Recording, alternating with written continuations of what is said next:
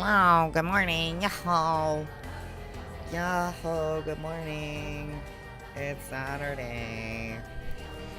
Is my audio good? Is the game good? Are we Gucci? Yahoo. Oh my god. Y'all, I want to finish this game so bad. I want to get through this game so badly. Like, I am kind of obsessed. I want to know what the hell is going on. Where do we go? Oh my god, how is everybody on this Saturday? Oh my god, right, happy Valentine's Day. It's February 14th. I hope everyone is having a nice, pleasant Valentine's. Tell the people you love that you love them and all that. Eat chocolate, perhaps. And then sit down and enjoy horror with me. I want to do this one, TBH. Okay. Trying to make a pie. Ooh. What kind of pie? I'm curious. What kind of pie? I am a huge fan of a good apple pie. Would love an apple pie right now. That would be great. Anyway, okay, we're gonna pick up from Yako's because I think the last time I played, that's where I left off, and I was freaking out.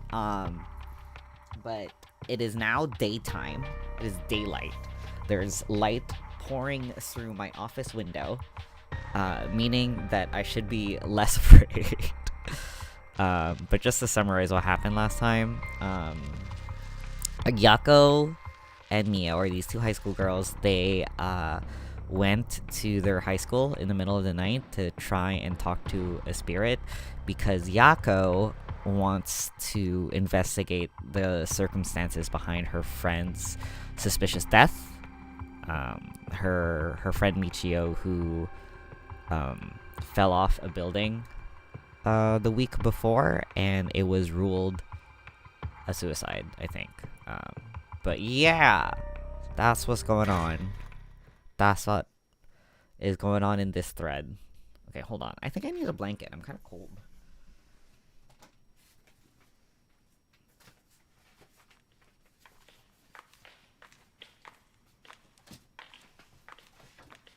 Ooh, blanket to put on my lap.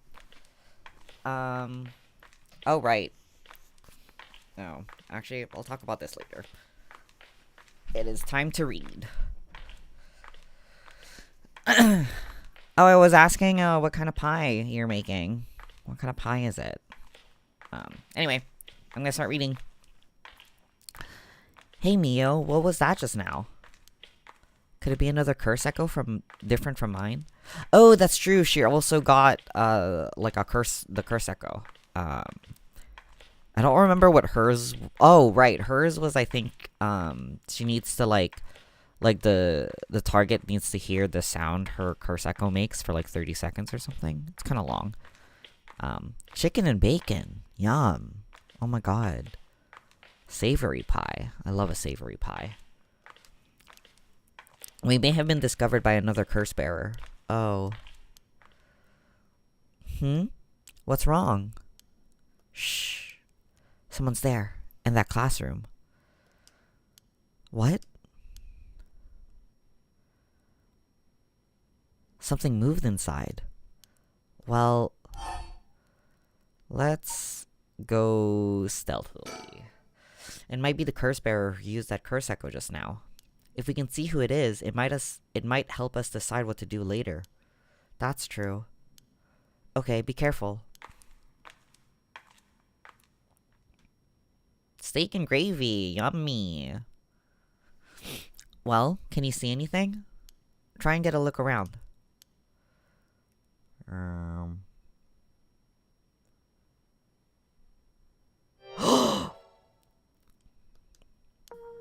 Huh?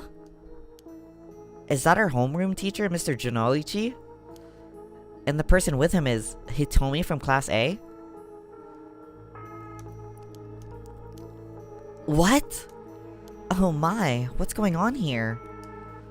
That bastard. He's at it again. I have to kill him. Ooh, has he been hearing it for 30 seconds already? Can I kill him? I won't let him get away with this. What? The curse. I could kill him with it. No, Yako, you can't use the curse stone. What's gotten into you? Resist it. Who's there? Is someone there? This is bad. We have to go before they see us.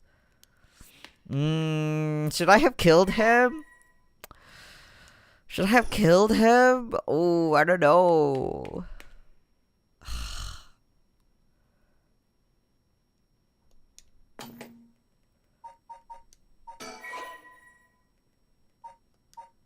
Damn it. I wanted to check if it, like, had a branching path there, but it's not letting me look. Okay. It seems like they're not coming after us. Let's hope they didn't see our faces. But, Yako, what came over you all of a sudden? Sorry, thanks for stopping me. It's like this uncontrollable rage suddenly welled up inside me. I wonder what's gotten into me. I can barely even remember what happened. I'm really sorry. I do think it's partly the curse's influence on you, but we certainly saw something shocking. My heart's still pounding. I'm a little surprised you know Hitomi from Class A. She tends to stand out a lot. Gotcha. Well, she certainly does dress like a delinquent, though she barely shows up to school. But could Mr. Jonouchi or Hitomi really be a curse bearer? Oh my god. Hello? What's that in the background? I don't know, but we should be careful just in case. Yako? When I give the signal, run. Go straight for the entrance. Don't look back, no matter what. Huh? Did something happen? Something happened, didn't it? What about you, Mio? I'll be fine. We'll meet up outside the school gates. If I'm not there in 10 minutes, go straight home, okay? Okay, go. Holy shit, Mio is so cool. Right. Don't look back. Don't look back. Scary.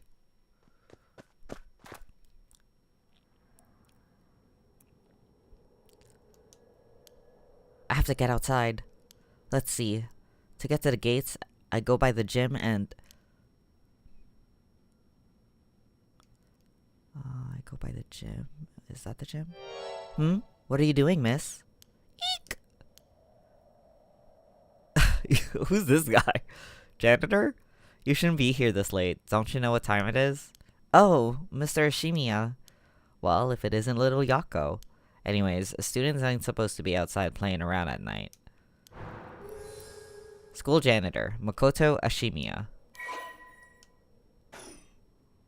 I know you're rough and around the edges, but I didn't take you for one to act out like this. I'm not acting out. What about you? Should you be smoking on school grounds? Ah, well, it ain't lit, so it's alright. It's, you know, an accessory. Hey, don't go changing the subject. There's just no letting my guard down around you. So, why are you here so late? Well, the truth is I forgot something in my classroom. Again, you sure are a piece of work. But you don't have nothing with you. Oh. Wait, you do? What's that in your hand? Huh? Well, this is what I forgot. I, got it from my grandpa. It's really important to me. Girls these days sure have weird taste. Well, okay, better head straight home if you're done. I won't tell on ya. No, wait, I can't let you walk home alone this late. Alright, just wait just a little. I'll hurry and lock things up. But... Huh?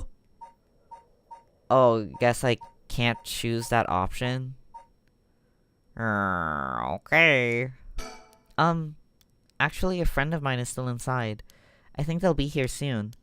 That's so? Who's your friend? My classmate, Mio Kurosuzu. Ah, that transfer student? Breaking rules already, huh? Didn't take her for the type. No, I was the one who dragged her here. Well, whatever. I'll go take a look. It'll be safer if you go home together. Oh, right. She's in the first floor hallways. Be careful, though. You don't know what may be there. What's that supposed to mean? First floor, yeah. I'll be right back. Is that a good idea? Is that a good idea? Yeah, happy Valentine's. I was saying that earlier. I hope that everyone is having a good Valentine's Day. Oh, hey Quack. Yeah, I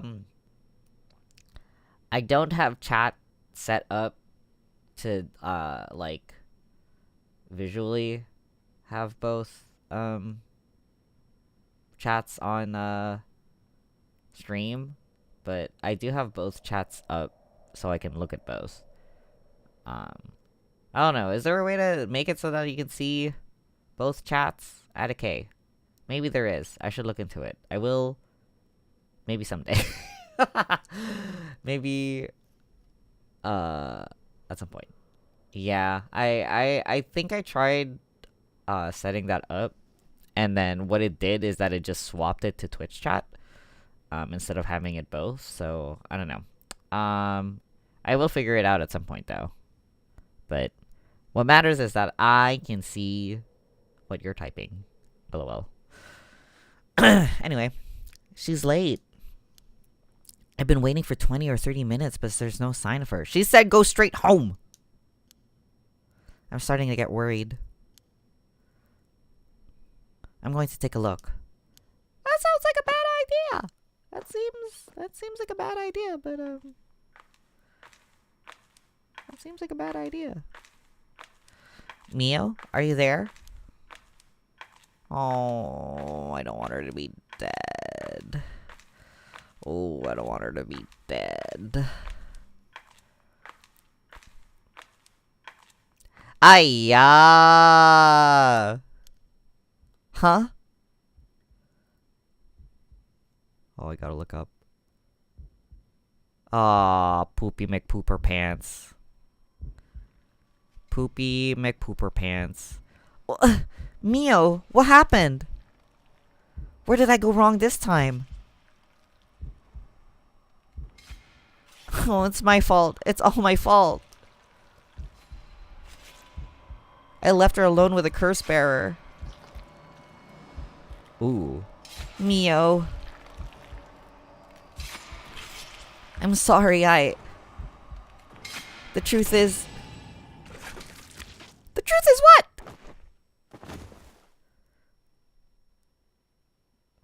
Okay, well... Yako Sakazaki, deceased. Well... Sure I am. My, Dawn, you seem to have arrived at a less than favorable result. But this was bound to happen. There is someone who must not be trusted. Once you have an idea of who it is, be sure to come back. I'm sure you'll see what you need to do differently. It is a difficult judgment for Yako Sakazaki to make, you see. This chapter will remain incomplete for now. I recommend you try another route. Now then, until next time. I have a feeling it's the janitor. It seems pretty obvious to me that it's the janitor. But I guess we will have to go get more information elsewhere. So, let's go here. Yeah, that was meant to happen. Anyway, summary of previous events. Tsutsumi and Iryo decided to collect the cursed stones as soon as possible before they become the cause of an unprecedented tragedy. The two obtained a foot-washing mansion from Yutaro Namigaki and head to their next destination. I wonder what we're gonna see next. Who are we gonna meet next?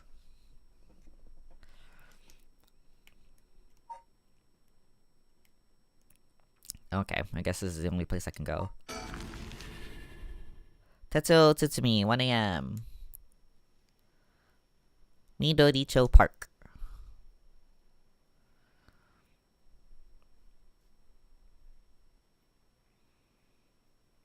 Excuse me, sorry to bother you, but we have some questions for you.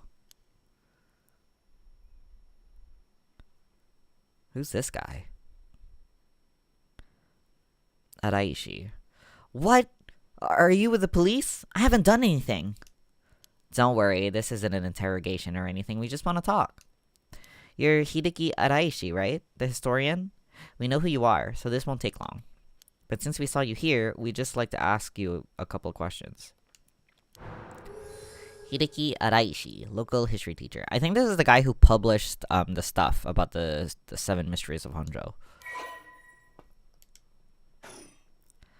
Well, let's get it over with. I'm a busy man.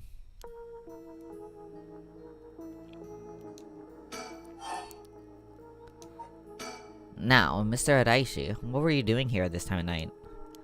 Doing research, of course. Day or night, information never sleeps. That's an admirable philosophy. You know, your research has been quite the talk around town. The Record of Fates, I believe. Ah, right. You found some kind of ritual in the Record of Fates. The Rite of Resurrection, that's true. That's what this guy wrote about. What? Don't tell me you want to know how to carry out the Rite of Resurrection, too. To be perfectly honest, I'm tired of people asking me about it all the time. None of you even care about the local history. You just come crawling out of the woodwork when something interesting comes up. It looks like I hit a nerve. If you think you can force me to tell you because you're policemen, you're sorely mistaken.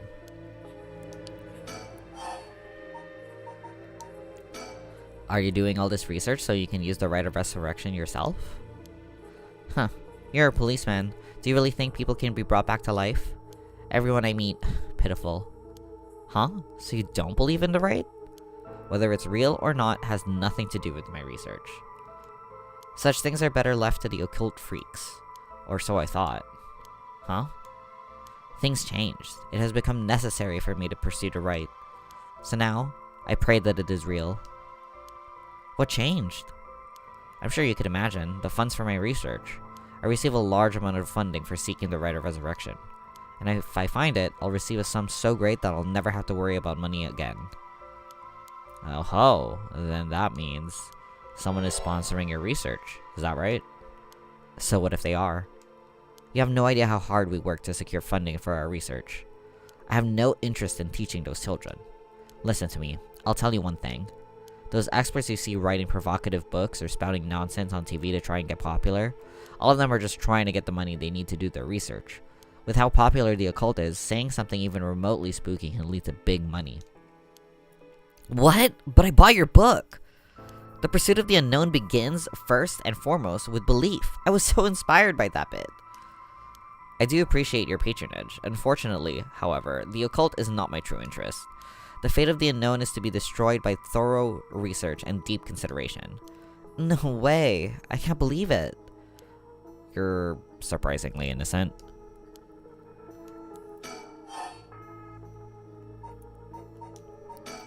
Then what kind of research do you want to be doing?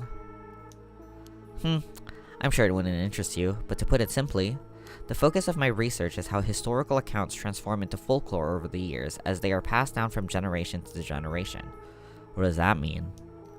Due to human bias, the account of any event is inevitably changed by the person communicating it. This is not necessarily done with ill intentions. It happens when someone tries to fill in the gaps in a story that lacks detail, or when something is left out or abridged because of the story's length, or when a story twists and shifts as it spreads through oral tradition. Even when two stories are told about the same event, differences in culture or environment affect how it's told, changing its content. Silly little things can turn into terribly mysterious legends. My research is the study of how history, culture, and legend all influence each other. Huh, I see. Low-key, I also find that fascinating. Low-key, I would love to, like, that kind of anthropological research is super interesting to me, so I get it. I super get it. Take the 7 mysteries of Honjo, for example. Why are some of the mysteries seemingly about nothing particularly interesting? You'd think stories wouldn't last a decade, let alone hundreds of years, so why? Perhaps putting it that way piques your interest? I admit, I am curious. So, that's what you've been researching all this time. Makes sense. As I said, it doesn't matter to me whether right exists or not. If the people in the Edo period believed that what was written in the record of fates was real, that's all I'm interested in. Tell me more. But I have to be realistic. The research I'd like to do is unfortunately not very lucrative. That's why I need to take some risks. This record of fates, where did you get your hands on it? The storehouse of an old private residence in the city, just as the public was told. I'm unable to be more precise due to an agreement I have with my informant. Oh, okay. Was the research you were doing just now also related to the rite of resurrection? Well, yes, that's right. What exactly were you looking for? I have no reason to tell you that. You wouldn't understand anyway. Well, in that case, I think I might have a guess as to what it is you were looking for. Curse stones? Curse bearer? Curse stones? What? Damn it. If you know about that, then... Calm down. No need to get so defensive. Should I show it to him? I feel like... The thing is, he's been so upfront about, like, his curse stone, even to, Namigaki, that, like, because of how his curse in particular works, like, showing his curse stone and being like, you can't lie to me, is a pretty good power play, I think, personally. So... Here we go. We both want information, right? Why don't we have a nice, friendly chat? A curse stone! You're a curse bearer! A leaf. It is the evergreen beech, then? Yep. Will you show me yours? This is mine. The ever-burning lantern. Huh. Interesting. See, this is what I'm saying. It's beneficial, at least from my perspective, it's beneficial for Tsutsumi to reveal this. Because he can tell if someone's lying. He doesn't need to use his curse in order to tell if someone is lying. But at the same time, if I hide it, well, I don't know. I might not get anything useful if he just straight up lies to me. So, I'm gonna reveal. I'll tell you this for free. The evergreen beech comes from a man who was hanged for spreading false rumors. But the accusations against him were unfounded, and he died cursing those who deceived him. Ah, so that is the resentful memory held within the evergreen beech. The memories of the 7 mysteries are truly fascinating. If only I could collect them all. Do whatever you want, but you should know something. This stone of mine lets me curse anyone who tries to mislead me. What? But... So don't try and lie to me. I'll know. You would curse a citizen? And you call yourself an officer of the law? That all depends on you. I don't want to use it if I don't have to. What is it you want? The cursed stones are dangerous. I'd like to confiscate yours. Excuse me? But my right. First, let me ask you one thing. You haven't used that curse, have you? No, of course I haven't. I swear. He has used it. Okay. I see. Good. Now, why don't you hand over that stone? Unless you'd rather try using it on me instead. Damn you. I won't give it to you. If I were to say that, what would happen? Would it be a crime? The police are aware of how dangerous the stones are. I could arrest you under Article 1, Section 2 of the Minor Offenses Act. Or you hand it over and all you lose is your secret ability. Think of what would happen to all your research if you were arrested. Fine. You can have the stone. Here. Oh my god, sicko! I'm so smart! I'm the smartest guy alive! I hope? I don't know. I'm considering it a win that I got the stone, you know? Now we have 3! Yippee! Good choice. I look forward to seeing how your research pans out. Oh, right. Would you tell us everything you know about what's been going on? If you help us out, we'll give you all the information we've gotten after we solve the case. What do you say?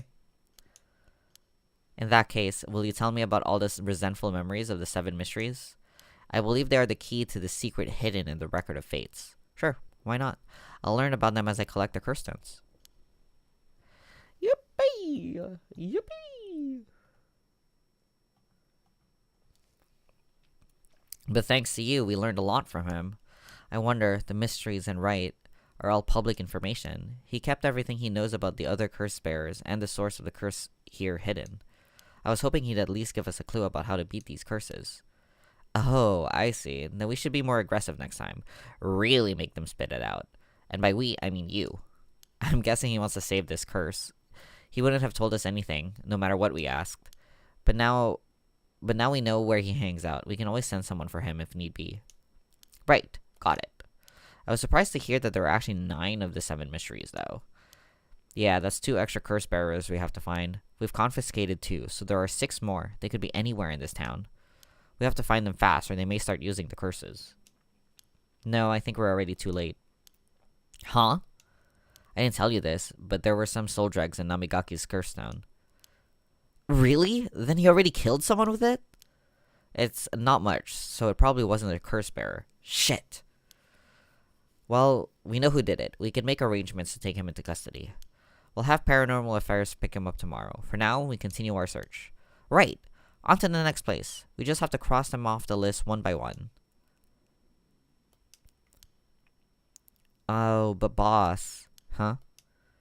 Good to know we can use the Minor Offenses Act to arrest people with curse stones. But why didn't we do that with Namigaki? If we could do that, there would be no need for Paranormal Affairs. What grounds would a normal detective have to put him under arrest? Oh, right. I suppose that's true. This comedy duo, man. I can't take them seriously, but I love them. Oh, it looks like I can't continue there anymore. So, we're gonna go to the mom.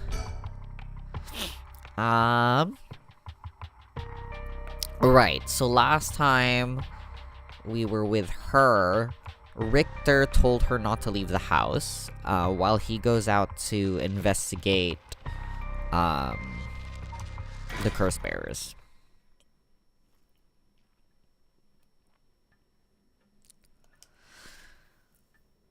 Shigeru Mansion reception room.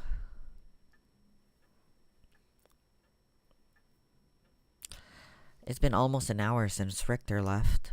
He'd promised he'd call me if anything happened, but he hasn't. So all I can do is wait and wait.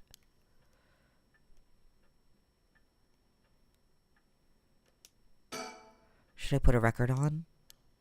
No, it's too late for that. I'm not in the mood for music anyway. The flowers put me at ease, just a little. That old hanging scroll. I've seen it too often to feel anything from it now. What's this? A newspaper? It must have fallen off the chair. It's a newspaper. I only leave them in here for the guests. I hardly ever read them myself. I don't think I've taken the time to go over one in years, in fact. Well, it's not like I have anything better to do. Okay, let's look. It looks like the city's biggest problem right now is pollution. I remember how the air and water used to be even more polluted.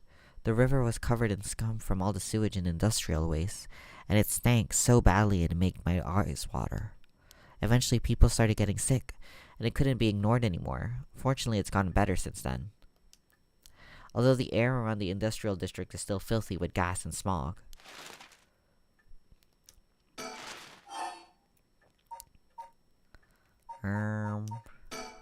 All sorts of articles about the current state of the economy. Now that the post-war boom has passed its peak, we're moving into an era of large corporations. It's about 220 to 230 yen to the dollar. Manufacturing is on the rise and exports are healthy.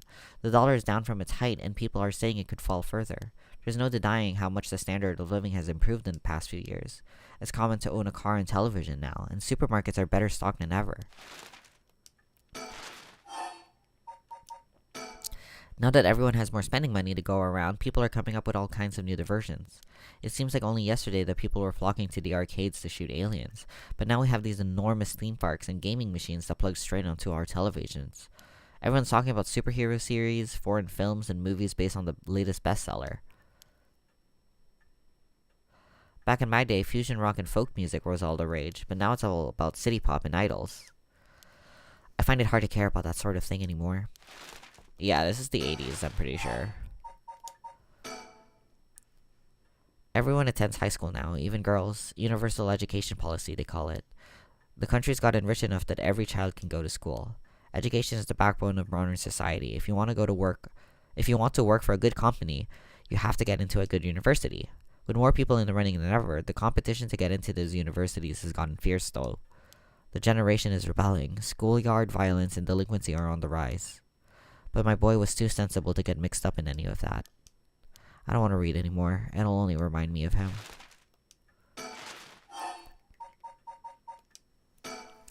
I don't really watch much television. It feels as if all the information in the world gets passed around through that little black box. But father stopped them from reporting on the kidnapping back when it happened. I was glad about that. Less fuss. There's nothing on at this hour. I see no point in turning it on. It's a fax machine. I rarely find a use for it. I don't know anybody else who owns one. I'm waiting for Richter to contact me, but he hasn't. Okay, I'm gonna keep reading. Now the comedy boom is over, all the comedians are flocking to other genres. The occult seems really popular at the moment. Look at all these paranormal specials. God, I would love a pie right now. I'm getting a little bit hungry, but we're not eating until later, so I'm timing myself. I'm going to survive until it's eating time later. If there's one thing Honjo never wants for, it's horrific crimes. They found a police officer dead in a local park just the other day. I forgot that the whole reason Erio and Tsutsumi were like in the park in the first place was because there was a dead police officer. Oops, I forgot. That's also part of the plot. A lot of my family are in the police. I hope it wasn't anybody I knew. I don't read the news anymore, not since last year. It brings back bad memories.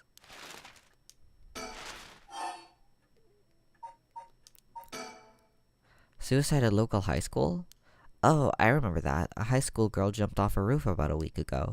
She was bullied, I think, or maybe it was something about exam pressure. What? But no, this can't be right. Her name? Michio Shiraishi from Komagata High School? It can't be.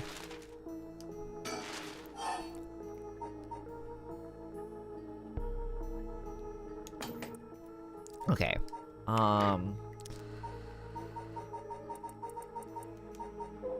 Oh, right. Because, so, if I remember right, at the moment, Hadure suspects, or rather not Hadure, but Richter, based on like what he was saying, we think that Michio might have been the one to kidnap might have been the one to kidnap Haru's son. Yeah.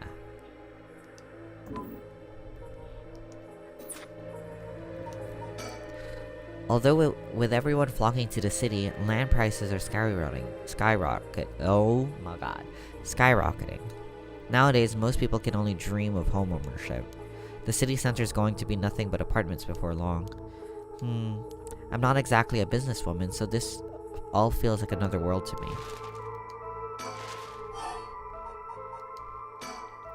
I hear the new big thing is some mascot line of delinquent birds. Mockingbirds, I think it's called. Was that what Richter was talking about? Trent seems to have such short lives now with how quickly the times are changing. I think I'm just too old to keep up anymore. Oh my god, me too. It's young people who are leading the way with their modern worldviews. My generation will only fall further behind. Michio Shiraishi, the same girl who witnessed my son's kidnapping, committed suicide last week? But that means Mr. Jonouchi was terrified of someone who already died? Is that what he meant by a curse? I can't work this out on my own. Maybe Richter will know. Why won't he call? Oh, I haven't left it off the hook, have I? I'm waiting for Richter to contact me, but he hasn't. I've made sure the receiver is on the hook. It'll ring as soon as he calls. Ah! That must be him! Let's answer. Hello? Shigimura residence? Who? Oh, what the heck? Was it not Richter? What's going on? Komagata Bridge. This guy's plunging neckline is insane.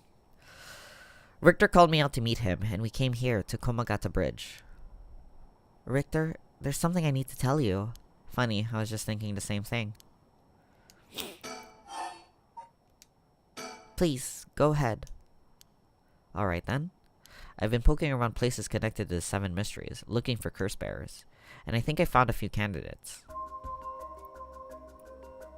First, a tall man I ran into Kinshibori Park. I asked him for directions, trying to probe him a little, but he turned the questions right back around on me. And he was out of there the second he figured I wasn't what he was looking for. I got the sense curses were nothing new to him. I'm about 40% sure he's curse bearer. But if I remember right, we didn't get much soul drugs from him in the first route, right? Or, I don't know. Maybe he is one for some reason, and I just don't know how. Then there's this middle-aged guy I saw around South Harigesuri Street. There's no question about this one. He had one of the curse stones in his hand. He had a nervous air about him. It was clear he was up to some shady business. Gathering soul drugs, I bet. He'd make a good target. Next up is a pair. A young man and woman I saw around Ryogoku Bridge. Whoa! Yutaro found some girl, I guess? There's routes in this game, but I don't know if there's multiple endings. I think there might be multiple endings, but I'm not sure. This time the man came up to me and asked me flat out if I was a curse bearer. I told him I didn't know what he was talking about, and he backpedaled and left. Looks like they lurk around there often. Looking for kindred spirits would be my guess. Though it didn't seem like they were quite working as a pair. Gathering soldiers in a group might be a decent idea if you can make it work, but with things being how they are, it's gotta be hard to find folks one can trust. They've got brass though. I don't know what their deal is, but I'd like to find out. Last is 2 detectives I've seen sniffing around. The police are involved? Not necessarily. A body turned out in a local park a few days ago, so they might just be looking into that. Still, the park's got ties to one of the 7 mysteries. Might be it was a curse that did the guy in. And if they're sending in detectives from the head office, then something's got to be up. How do you know where they're from? Let's just say, when you're in this business, there are some faces you get to know. Anyway, that's everyone who caught my eye.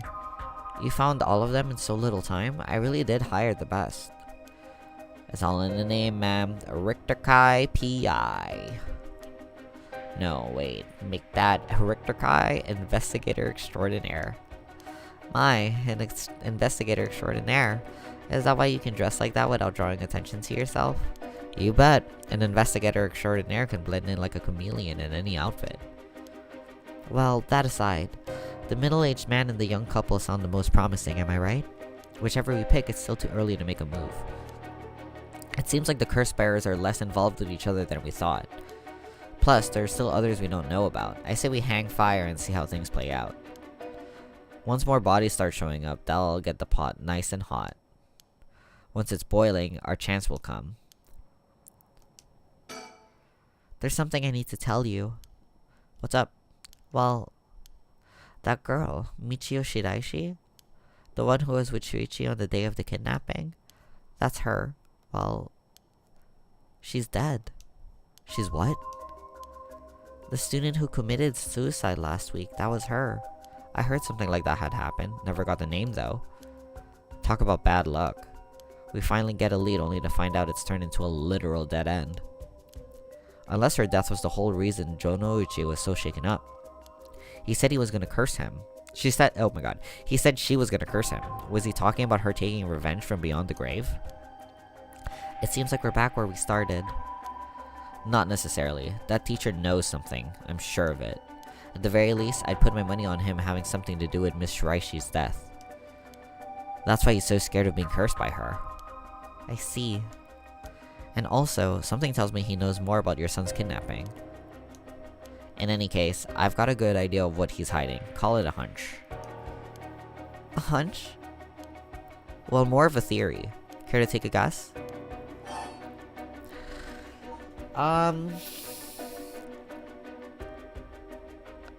We think maybe that teacher is like grooming students, so maybe it's kind of tangentially related to that. But I feel like in character, Haruhi wouldn't figure it out, so I want to say I couldn't say. I don't know what the correct answer is here. Maybe I'll go what I could guess. I can't say for certain, but Mr. Janouchi silenced Michio Shiraishi with blackmail? What if Mr. Janouchi silenced Michio Shiraishi with blackmail? What do you think? Exactly my thinking. Oh my god, yippee! I'm the smartest guy alive! Janouchi knew about Miss Shiraishi's connection to the kidnapping, and he used that to blackmail her into doing his bidding. He made her feel so trapped she took her own life to escape. That's my read on it. How despicable. Well, it's just a theory. I don't think that's quite right. Like, I don't think she actually did take her own life. I think she was pushed, like, off the roof, to be honest. Just don't know the circumstances behind it yet. Anyway, right now I think we have to have another chat with Mr. Janouchi. Didn't you want to tell me something? I've already said everything I wanted to say. Standing around is the last thing I want to be doing right now. This is the only chance to bring back my son. I can't afford to fritter it away.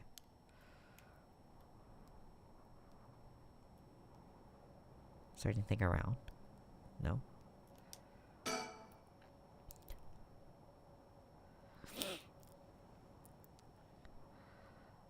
The Sumida River. The water is filthy and horrid, but at night when it's still, it almost looks peaceful. Can I ask you something, ma'am? Is the Sumida River what you Honjo folks picture when you think of home? I couldn't say. All I can tell you is that I can hardly stand the sight of it. Right, should have guessed. This was where they found him after he went missing. All alone, floating in that horrible water. All I can think is how scared he must have been. How cold he must have been. What did he ever do to deserve something so awful? I've come here every day since then. And I prayed to the river to give him back. To give me back my son. Day after day after day. You know, in olden times, people believed rivers marked where our world met the next. So the act of crossing flowing water had a huge amount of spiritual significance. Back when Edo was founded, the people of Chuo saw the Sumida River the same way. They associated the far side of the river with the afterlife. The same place would later become Honjo. All their fear and revulsion accumulated there and took root. But then, the Ryogoku Bridge sprang up after the great fire of Meideki, and just like that, Honjo was part of the city too. And as it turned from farmland into a town, and the people surrounded it with man-made rivers and crisscrossed it with canals and waterways, weren't those to prevent flooding? That's what I was told. They were, but that's not all they were for. Their other purpose was to contain all the corruption that had built up on the far shore, and to stop it from leaking to our side of the Great Divide. Officially, they were a physical barrier, but unofficially, they were a spiritual one too. So if I have this right, are you saying that Honjo is a place where the real world meets the afterlife? Exactly. That's why the rite of resurrection is here rather than anywhere else. I'm sure of it. And it's probably why the 7 mysteries and their curses have survived to the modern day. And I guess that would make this spot where we're standing right now, right over the water, the border between life and death. If there was ever a place where bringing back the dead might be possible, I reckon it's here. It's funny that you mentioned praying to the river. That might have done more than you think. Is that supposed to make me feel better? Just thinking aloud, ma'am.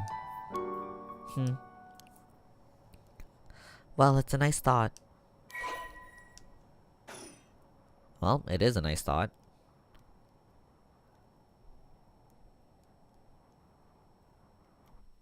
Oh no, not the low battery.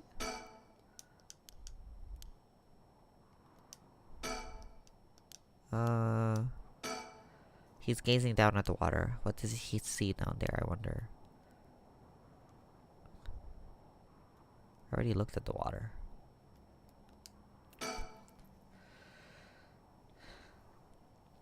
Oh my god, hi. Hi, Morica. What's up? How's it going? I don't know, I think I plugged my controller. Okay.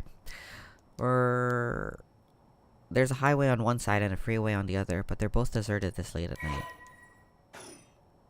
Okay. Am I missing something? Is there something I have not interacted with? Oh, I should... Okay, let's send me the river again. Oh, that's right. There's one more memory I have of this river. Do you mind if I tell you? Go ahead. It must have been about 20 years now, when I was still a schoolgirl. Back then, the Sumida River was much filthier than it is now. It was full of garbage and industrial discharge. It was scummy and slimy, and it stank. You could look out over the water and see dead cats and dogs and pigeons just floating. That's really disgusting. And one day, among all the filth and garbage, there was a piece of my missing classmate's hand. Ooh. What? It was almost a miracle when you stop to think about it. What were the chances that someone would find a part of her that was still recognizable? And that although everything but the palm had rotted away in the water, that part that was left would have an identifiable scar. And that they could tell it'd been a murder from the blade marks on the bone. What the fuck? Wait, are you talking about the Nejima murders? So you've heard of it. I'm impressed. I forgot about these murders. I forgot that this was a thing that happened. It hadn't come up again. So I was like, I forgot about it. I assume you were but an elementary schooler at the time. I wasn't really aware of it then. I only heard about it after the fact. I had no idea that the victim was a classmate of yours. To be honest, it was all a bit of a blur. A wave of chaos just parting around me. Something like that. They said the rest of her body must have sunk to the bottom of the river. They combed the riverbed, but they only ever found pieces. Everything else must have rotted and flowed out to the sea. Afterwards, I heard that all the divers who had been looking for her fell ill. A sorry story for everyone involved, huh? It's funny, everyone figures the river's filthy already, so one more piece of garbage won't hurt. But every little bit makes it worse. It's a vicious cycle. I know I wouldn't want to go rooting around in there myself. That's right, which is why the riverbed is the last place anybody would go looking. Or so was the killer's thinking, I suppose. The times were changing quickly back then. Things were confusing. Everyone seemed to be in a hurry. Young people were moving to Tokyo in droves. Some even ran away from home to make it in the big city. And they made easy targets for bad people. A lot of them ended up disappearing without a trace. You see, back then, if you chopped up a body into tiny pieces and threw it into the river, it would rot quickly and discreetly and sink to the bottom, never to be seen again.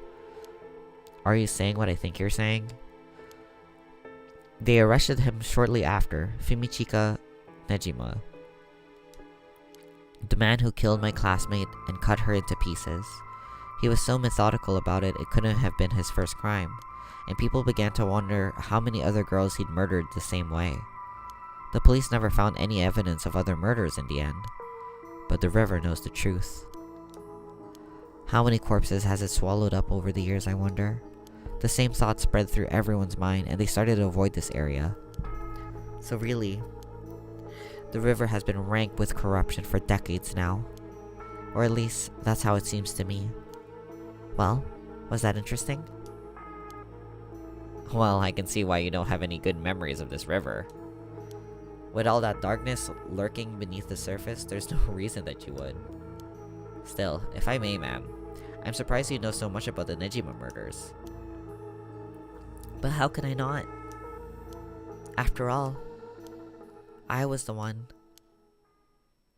who found the hand. Oh my god! Oh shit! Damn! Girl? Girly pop? The police actually wrote me a thank you letter. They said it was only thanks to me that they managed to bring Nejima to justice. That was the only time my father ever said he was proud of me. Huh. I agreed, just wasn't the killer's day. Sometimes I wonder if he resents me for it. Jeez. The Sumida River. I have nothing but awful memories of it.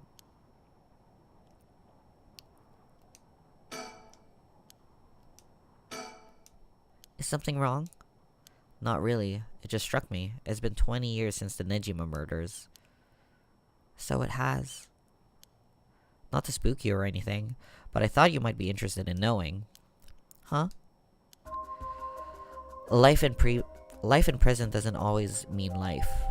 There's precedent for first-time offenders being allowed out on parole after 20 years.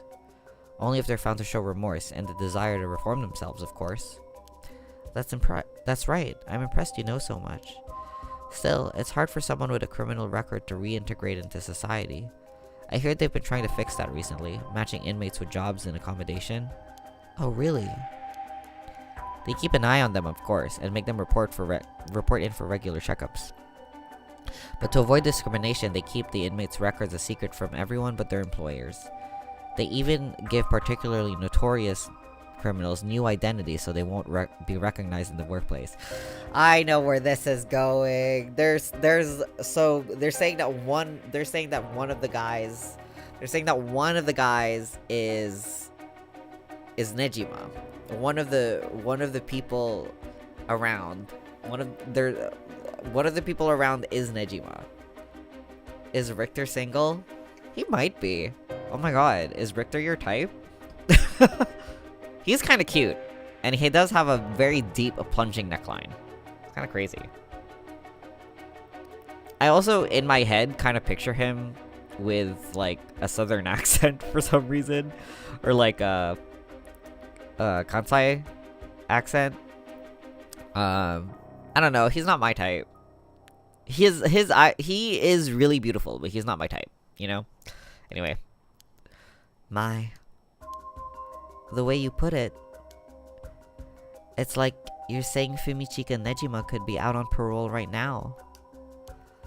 Back in society under a new name, with nobody any the wiser. It's possible. As it happens, a little birdie told me about a big name making parole a few months back. I don't know if it was Nejima, but our discussion just now did bring it to mind. I see. How unsettling. Now that you mention it, I just remembered something too. What was it? I was passing Komagata High School a little while ago when I saw someone. I think the janitor. Oh my god. That's what I thought. I was thinking the janitor. A janitor, I think. And I could have sworn he reminded me of Fumichika Nejima. He looked a little different after 20 years. Much thinner than I remembered too. I told myself I was just seeing things. But perhaps it was him after all. Richter's face was like, Herm. So, what next? The big question now is what the rest of the curse bearers are up to. Luckily, the Sumida River is a good distance from any of the 7 mysteries. It's unlikely that other curse bearers will come all the way here. I can finally have a moment to think. I see. Alright. Excuse me. Hmm? Oh, it's the girl that was with Yutaro, apparently. Where did she come from? It's like she appeared out of nowhere. Oh, she's cute! Look at her outfit and her little hat! I like her. I didn't mean to startle you. I'm terribly sorry if I've gotten the wrong people. But would you happen to be curse bearers? Curse bearers? What's that then? It means someone who's gathering souls for the rite of resurrection. You've heard of the rite of resurrection, haven't you? Everyone's talking about it. Color me intrigued. Care to tell me more? Miss... what was your name again? Oh, silly me. I'm Ayame Tono. Ayame. She's so cute. There's more to the rite of resurrection than meets the eye, you see. So the best way to collect soul dregs is to kill other curse bearers. And that's about the size of it. I hope it wasn't too much to follow. Richter was following them, but I don't think he made contact. I think he was like spying on them, basically. I don't know. No, I think I got the gist. Funny old world we live in. Oh wait, no, he did say he talked to them. Old girl just forgot. LOL. So, are you saying you're one of these curse bearers? No, well, not quite. It's complicated. I'm not, but Yutaro is. Yutaro? Is that your boyfriend? Oh, heavens no, just a friend. His full name is Yutaro Namigaki. Where, I suppose you could say, partners in crime? Funny way of putting it. So where is this Yutaro now? Well, about that, he's not actually a curse bearer anymore. He's more like a former curse bearer. Former? How so? I don't really know the details myself, but apparently he lost his curse stone. Oh, right, because the cops got it by this point already. It's like 2 a.m., so... I don't think he's dead. He gave his curse stone to the cops, remember? Typical, right? He makes such a show of being a top student, only to flunk where it counts. So now I'm out here looking for curse bearers myself. If you want something done right.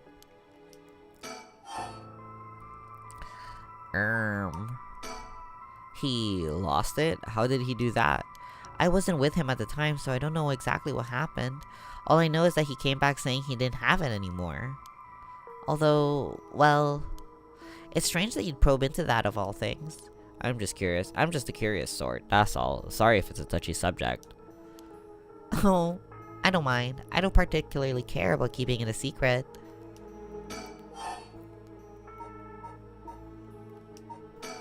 Yutaro can be a little irrational sometimes, so I have to keep a level head on my shoulders. Why are you with that loser, bro? That cute loser. So, anyway, mind if I ask why you thought I was a curse bearer? Oh, that, I'm terribly sorry. I was so rude. I saw the two of you out late at night, and I suppose I made assumptions. Gotcha. Sorry if we gave you the wrong idea. Out of interest, what was your plan if we did turn out to be curse bearers? Great question. And the answer is, I was going to ask you very nicely for your curse stones. She is so cute! Oh my god. Here you go. I'm giving you my curse stone. Richter's face. Look at his face. And you thought we'd have given him to you just like that? Well, maybe not. But you know what they say, you never know until you ask. You must really love your boyfriend if you're willing to try something that risky. Oh goodness, no. We're just friends. My life doesn't revolve around him, you know? Anyway, you aren't curse bearers, so I'm just bothering you, aren't I? Please ignore me. So what are you trying to do with this rite of resurrection? Well, Yutaro has his own plan all laid out. I don't know if I can get behind it, though. It seems, how do I put it, self-centered? I mean, if you got the chance to resurrect the dead, it would be a waste not to use it on someone that really matters, right? So I was planning to steal his curse stone at the last second and use it for myself. She's so bold. Good for her. Valentine's Day plans? Actually, not really. I'm gonna have breakfast for dinner later. I think we're gonna make like eggs and bacon or something with some fried rice. But my partner and I don't really do anything special for Valentine's Day because our anniversary is like just a few days from now. So yeah, we're gonna save the romance for later. So today I'm just kind of chilling. I really wanted to play Paranormasight, so that's what I'm doing right now. Until it's time to eat. Yippee! Oh my god, thank you! Well, until he lost it anyway. Oh, but don't tell Yutaro I was going to do that, okay? I don't think he'd be happy to hear it. You are our Valentine's Day plan. Don't say that. Don't say that. Don't say that. Don't say that. Ah! Don't say that. I'm gonna read the game. Oh my god. I'm so nasally. I also have, okay, hold on. I need y'all to help me make a decision here. I have day-old coffee on my desk. I just forgot to finish it yesterday. Should I just drink it? It's been sitting on my desk for like over 24 hours. You think I could just drink it? I think I should just drink it. Reheat it? I don't want to reheat it. I can drink it cold. I want to drink it like right now, you know what I mean? It's not black. There's I have like a hazelnut creamer that I like to use in my coffee. So it's technically a new kind of coffee. Yeah, it's like it's a cold coffee, right? Anyway, what if I just drink it right now?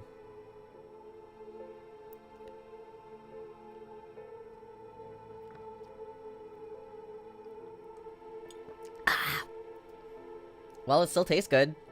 Yippee!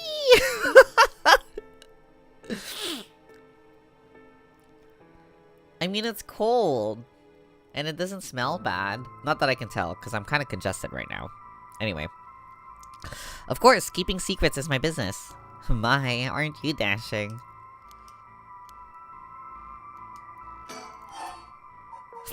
I'm so congested. Hold on. Hold on. Maybe...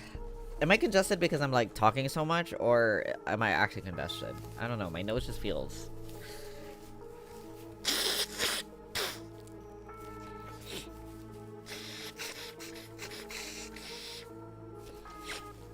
Sorry. Oh my god. Alright. I'm okay. Let's move on. Let's move on! Pico! Sorry. Sorry for the worst ASMR ever. Oh my god. I just... I don't know. My nose is so stuffy. I just have like every debuff all the time. Sounds like you really have your heart set on this right. What were you hoping to use it on? Do you promise you won't laugh? Sorry. Hold on. Let me just mute and cough for a second.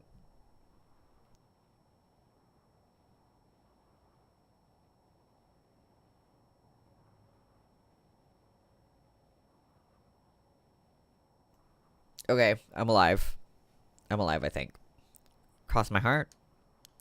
Well then, let me tell you my master plan. Prepare to be amazed. Ahem. I'm an art student, you see. She's an art student! Oh my god, guys!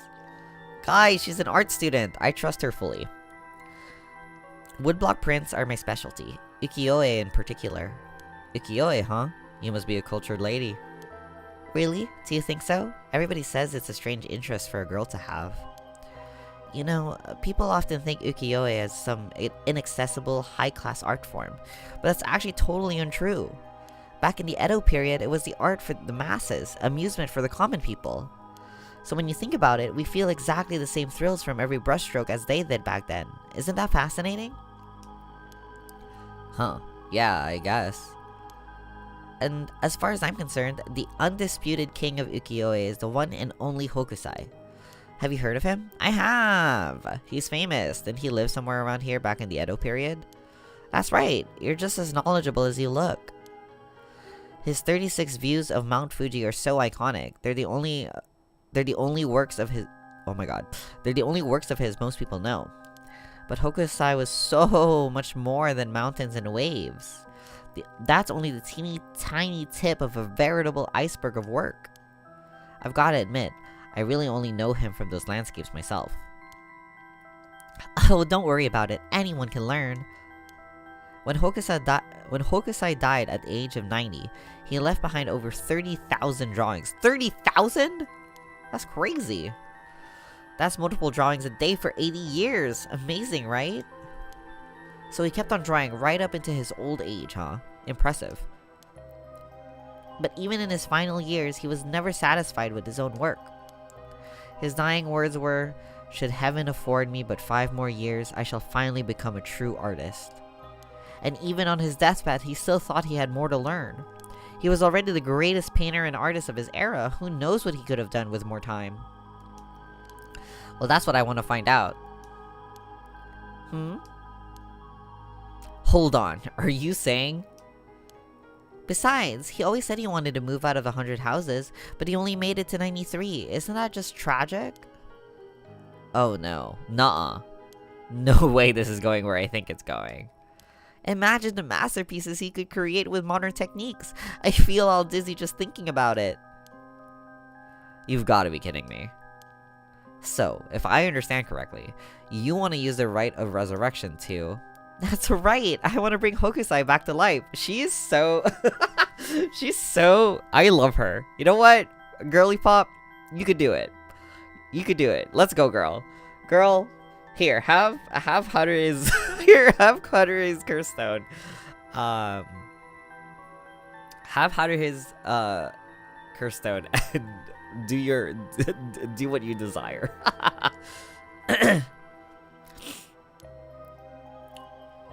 Well, that's certainly a novel idea. That's what she'd use it on? What a waste.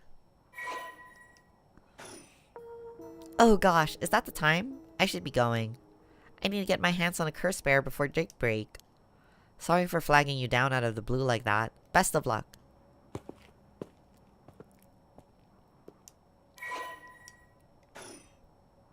Well, there goes trouble. If we're going after curse stones, we should keep an eye on her, too, if we can. Why do you say that? Before she left, she wished us best of luck. She's got at least an inkling that we're curse bearers. My. There's a good chance we'll clash sooner or later. We're after the same thing, after all. You head on back to the mansion, ma'am. I think I'll tail her for a while. Girly really does have an ambition. She's just like... You know, I wonder... Oh, they all get broken when we continue. Ooh, wait a sec. Can I go back here? Cause now I know that we suspect the janitor of being a bad guy, so we might be able to save Mio. Let's go.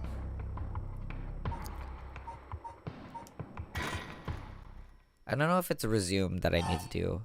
Start after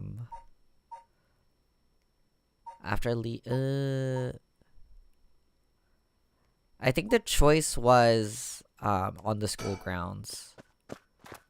So I'll go back here.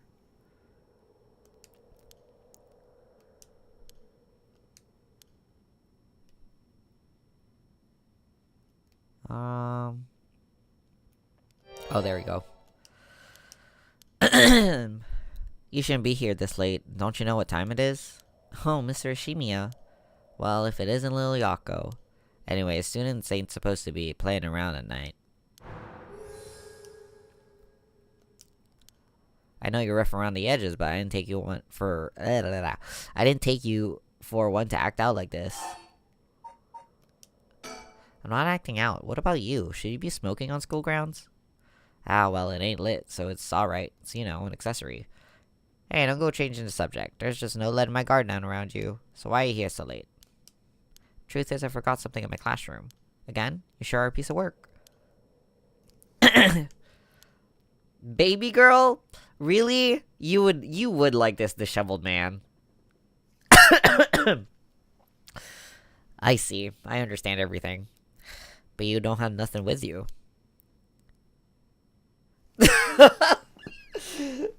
Uh-huh.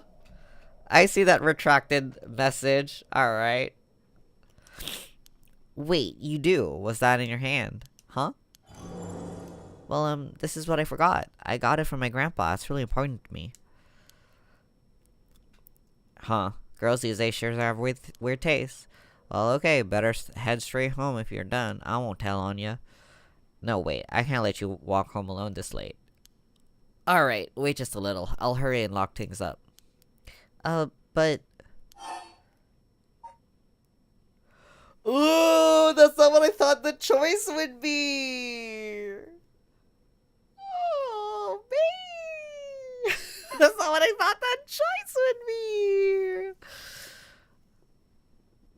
Okay.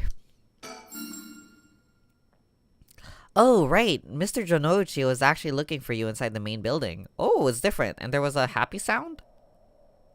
Huh. There was like a good sound there. So... Is that good? What's that? He's here right now? What's he thinking? I don't know. He was in class 3B on the second floor just a bit ago. Well, I suppose that means I can't be locking up yet. Second floor, you said? I'll go take a peek. Be back in a jiff. My house is really close by. I'll be fine on my own. Really? So? The snack shop, right? Suppose you'll be fine then. Be careful now, you hear? Stay on the big, well-lit streets. If something happens, shout fire. Okay, you worry too much. Well, we wouldn't want to be losing any more students. Though, I'd imagine you'd know that better than anyone. Yes, you're right. So was that good? Is Mio alive? He also doesn't seem like serial killer to me either, but I mean, like, do we really know anything at all at this point? I don't know. Mio's late. I've been waiting for 20 or 30 minutes, but there's no sign of her. Huh? There's someone coming down the road. Oh, is this guy?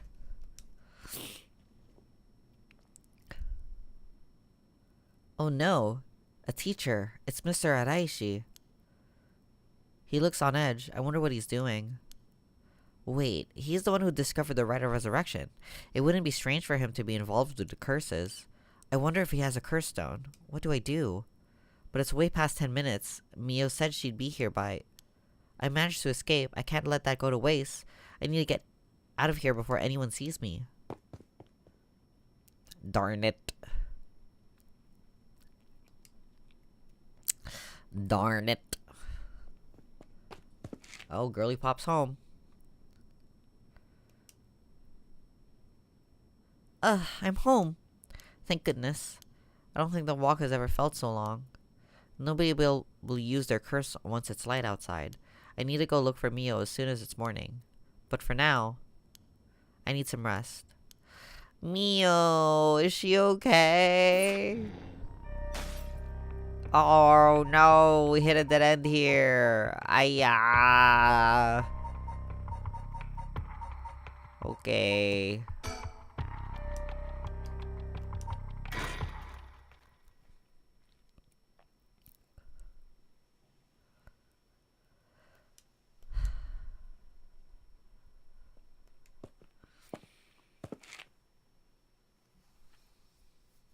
Back here again. I left Richter to continue searching for curse bearers, and came home alone.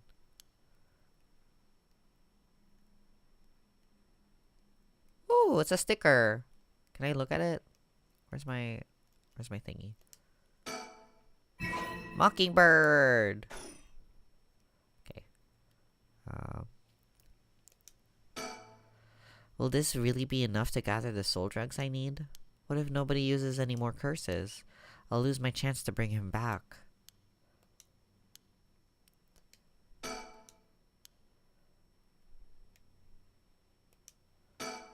I can hear the wind rustling in the trees.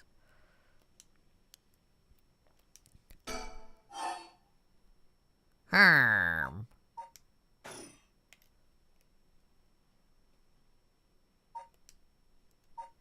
Should I wait or should I go back inside?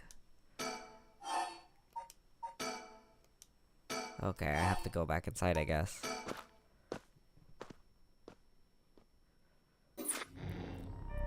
What the heck? Damn, that's it? Okay, well, back to the comedy duo.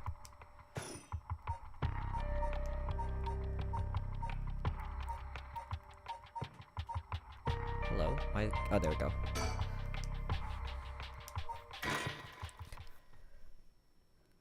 $4 a.m. Oh shit, that's way ahead in the timeline now. Road.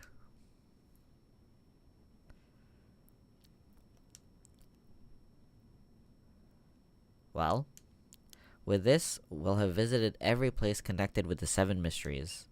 This is the last spot, huh? We've got nothing to show for it. Even though every last location looks suspect from top to bottom. Maybe we came at the wrong time. There might not have been any curse bearers around.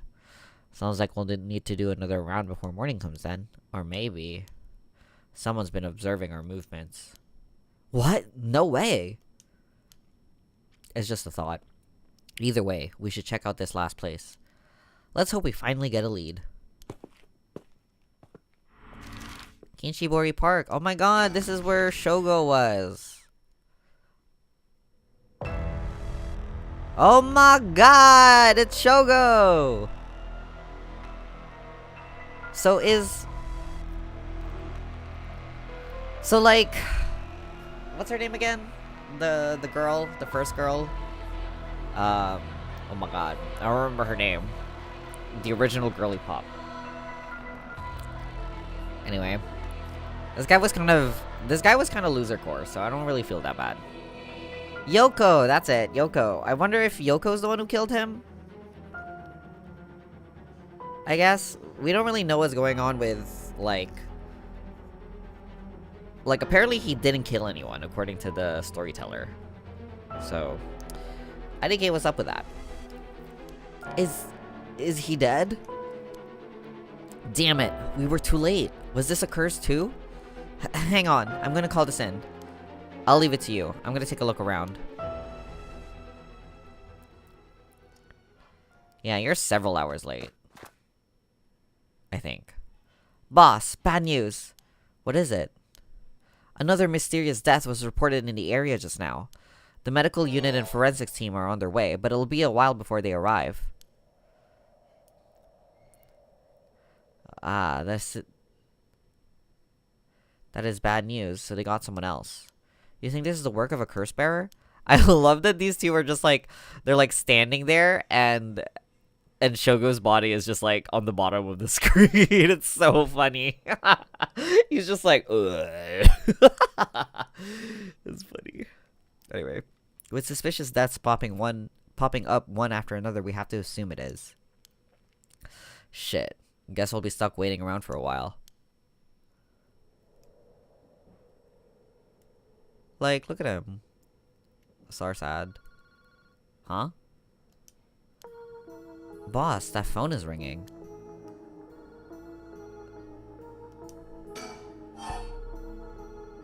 Let's answer it. Well, we better go check it out. You're right, but be careful, it could be a curse. Hey, I said we. You expect me to go alone? You're the one who's tough against this stuff. Don't worry, boss. You can do it. Go on now. Damn it.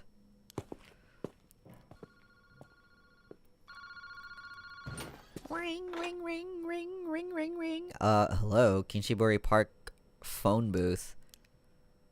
Evening, Detective Tsutsumi. How are things looking out there? Who is this? Haha, I finally got him! The real deal! Detective Tetsuo Tsutsumi himself. Ah, wait, it's Chief Inspector Tsutsumi now, isn't it? You've come a long way since we last met. I asked you to identify yourself. Man, have you forgotten already? After all the time we spent together? What a time that was. As I recall, I gave you quite the runaround. Wait, is this Fumichika Nejima? Ooh, what the heck is going on, Peko? What? Did you say Fumichika Nejima? How loud is he talking? They're like a few feet away. Like the one from the Nejima murders? Ding ding ding, you got it. I had a feeling the great Chief Tsutsumi would remember me. I spent 20 long years in a cell thanks to you. That shit was not easy. You should be thanking me. Should have given you plenty of time to think and atone for your sins. That it did. I repented. My conscience is clean as a whistle. Bullshit. 20 years in prison doesn't even begin to make up for the shit you did. I don't know about that. After all, the justice system was gracious enough to grant me parole. What? If this is the real Fumichika Nejima, he must still have a grudge against me for arresting him. So is this payback? Damn it.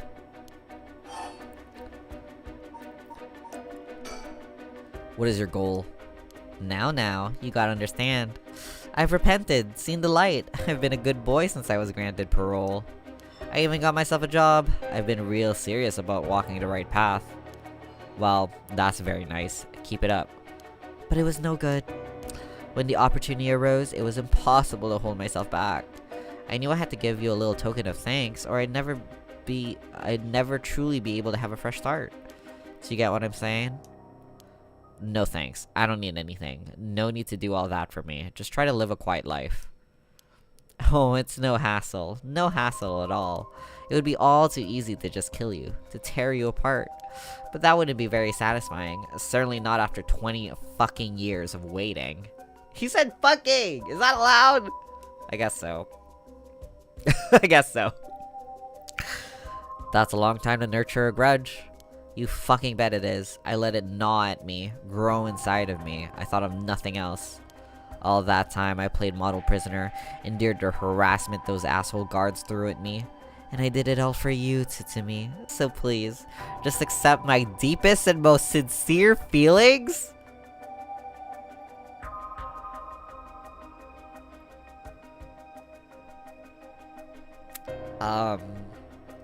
Yowie! Gay! Big ass gay! Sorry, but I'm afraid I don't feel the same way about you. Shut the fuck up. That attitude of yours is why I'm saving you for last. What are you planning? Whatever it is, bring it on. I'm not running away. I just told you I'm not coming for you yet. Pay attention when people talk, shithead. You see, this time, I want to see you on your knees, weeping in despair, begging for mercy. Okay. Alright. Okay.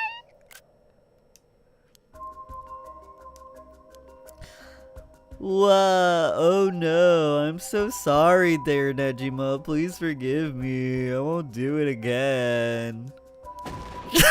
Shut the fuck up!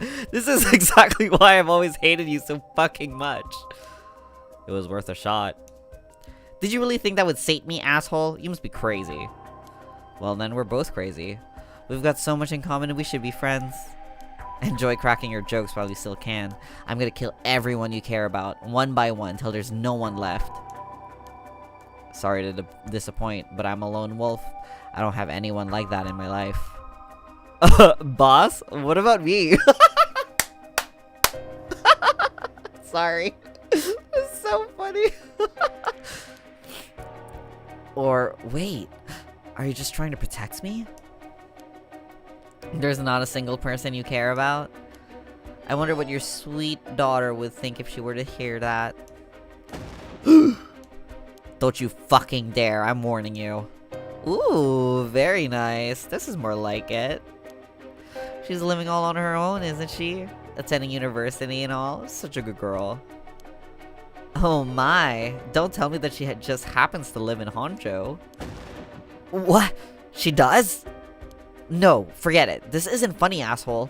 I'm gonna find you and make you pay. I love it. Keep going. I want to hear you lose your mind. It's music to my ears. I don't know. I'm between, because Yoko is also a university student. So it could be either of them, TBH.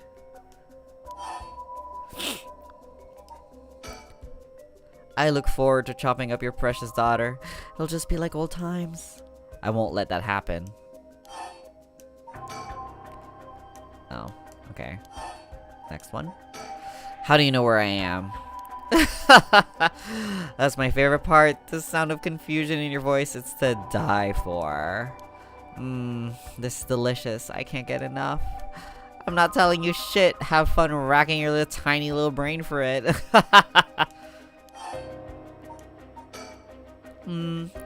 I guess I could give you a little hint. Go on. Well, you see, I have the one-sided read. Which one is the one-sided read again? Which one is the one-sided read? 7 mysteries.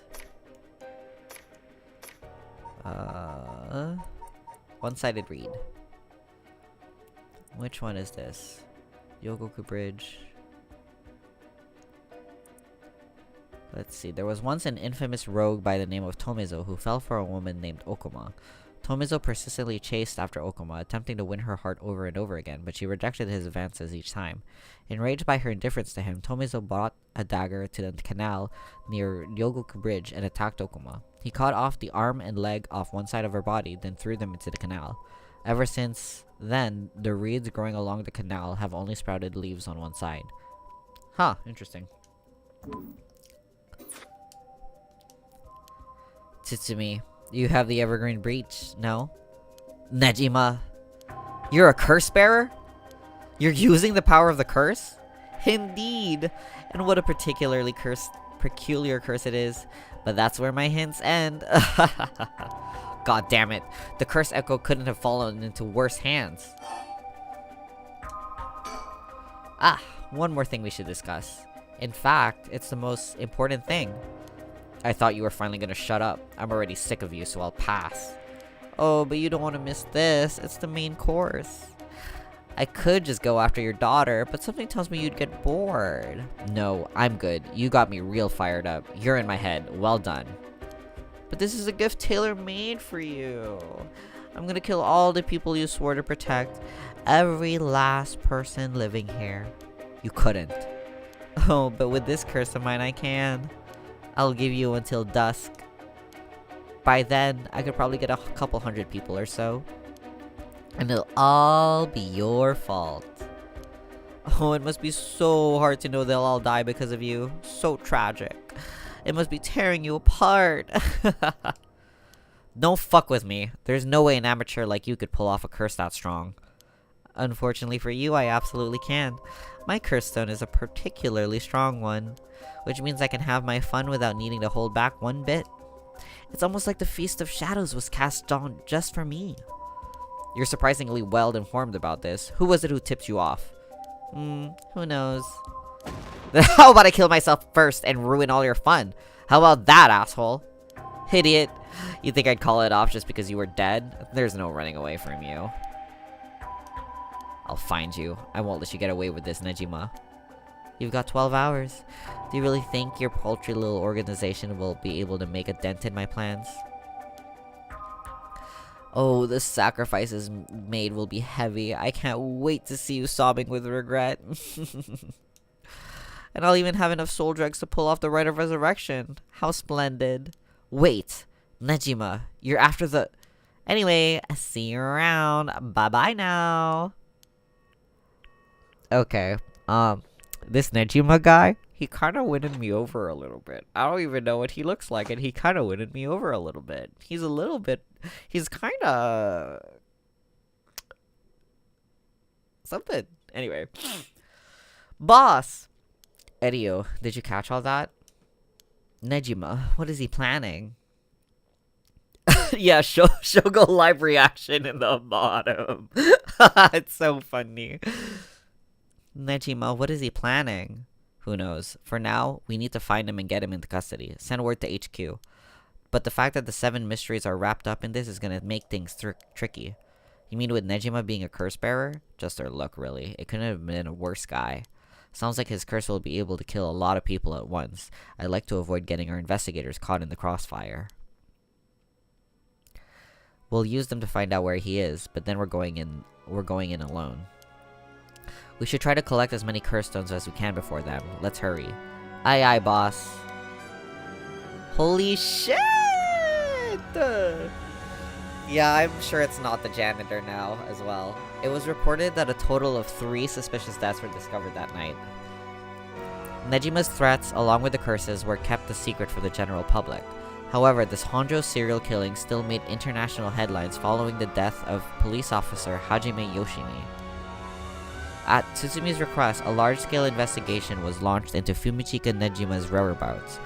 The music is going off so hard right now, hello? Tsutsumi and Erio themselves spent the rest of the night looking for curse bearers in the area, but their search ended in vain.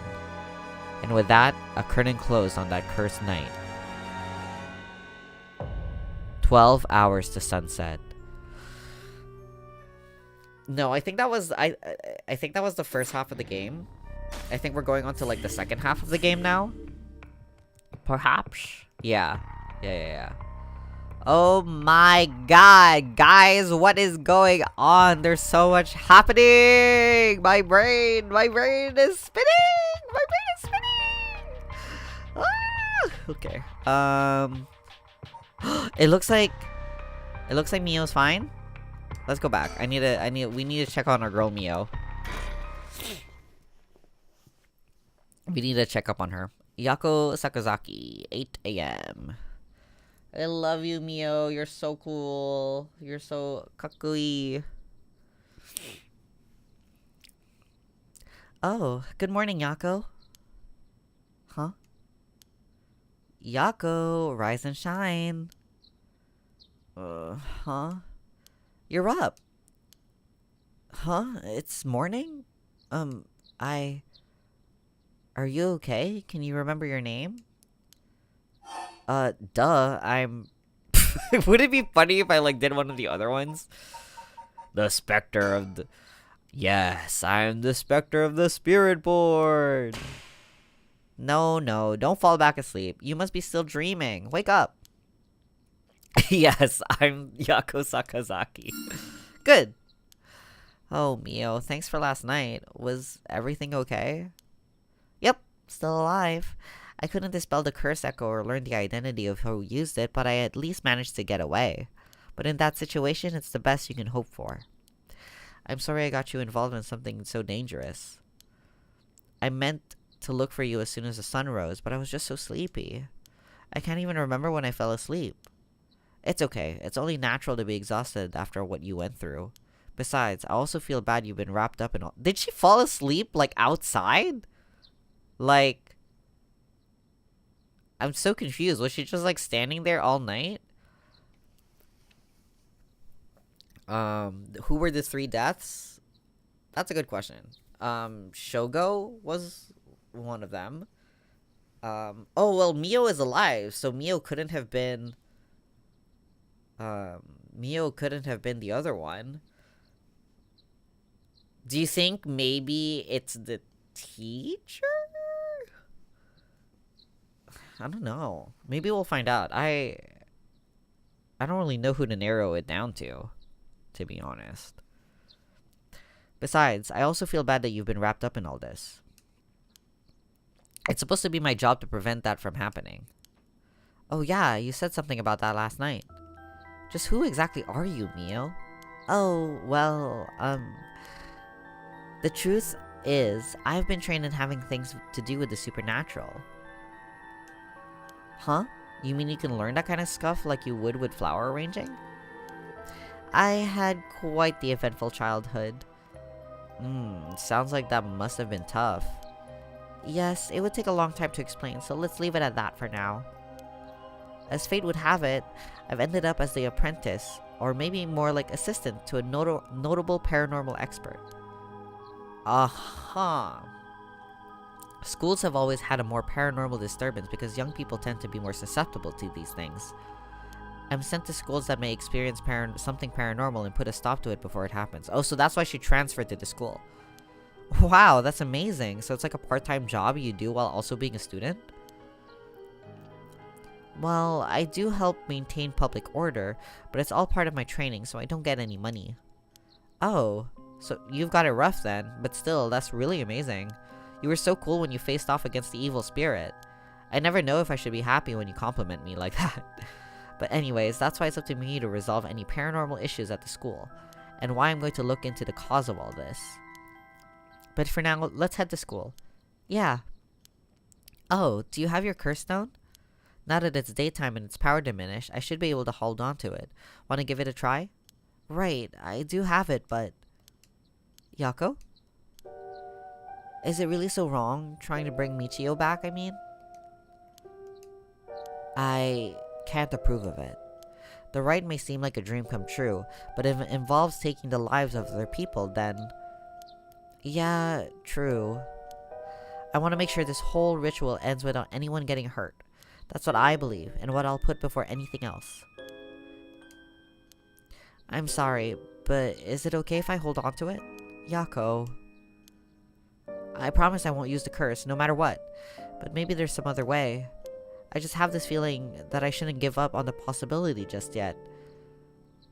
That said, I'll help you, even if it's to stop the curses. But for the Michio that still exists within me, I'll settle things so that we can move forward. Okay, but if you ever feel in danger, you can give me the curse stone at any point. Right, thank you, Mio. Okay then, let's go. Yippee! I love my girlies. I love my girlies.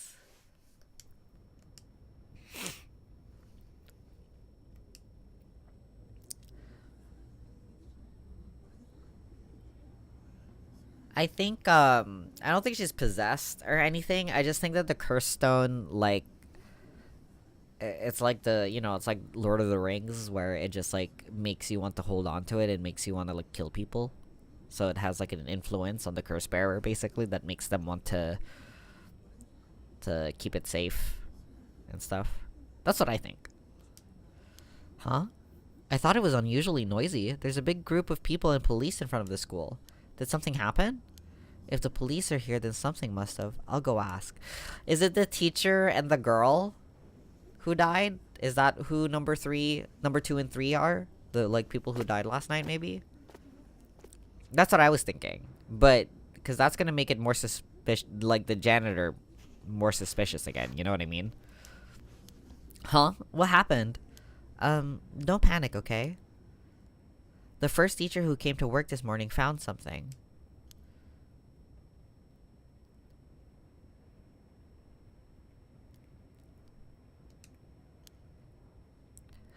Mr. Jonouchi was found dead in the middle of the school grounds. What? They're closing the school for today. But that's not all. I didn't know this either since I didn't watch the morning news, but rumors are spreading that a number of bodies were found nearby. What? There's no way. Why?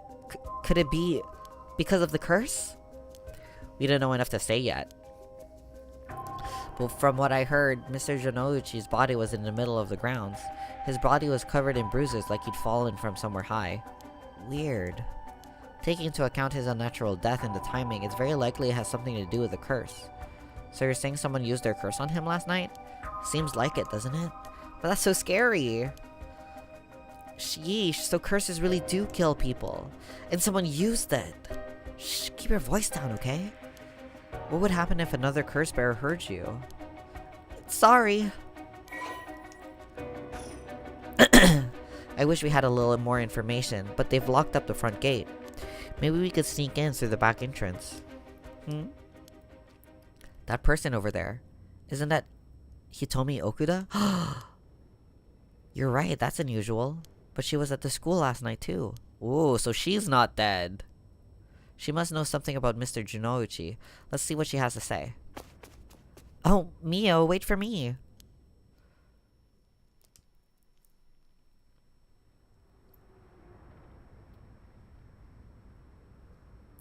Huh.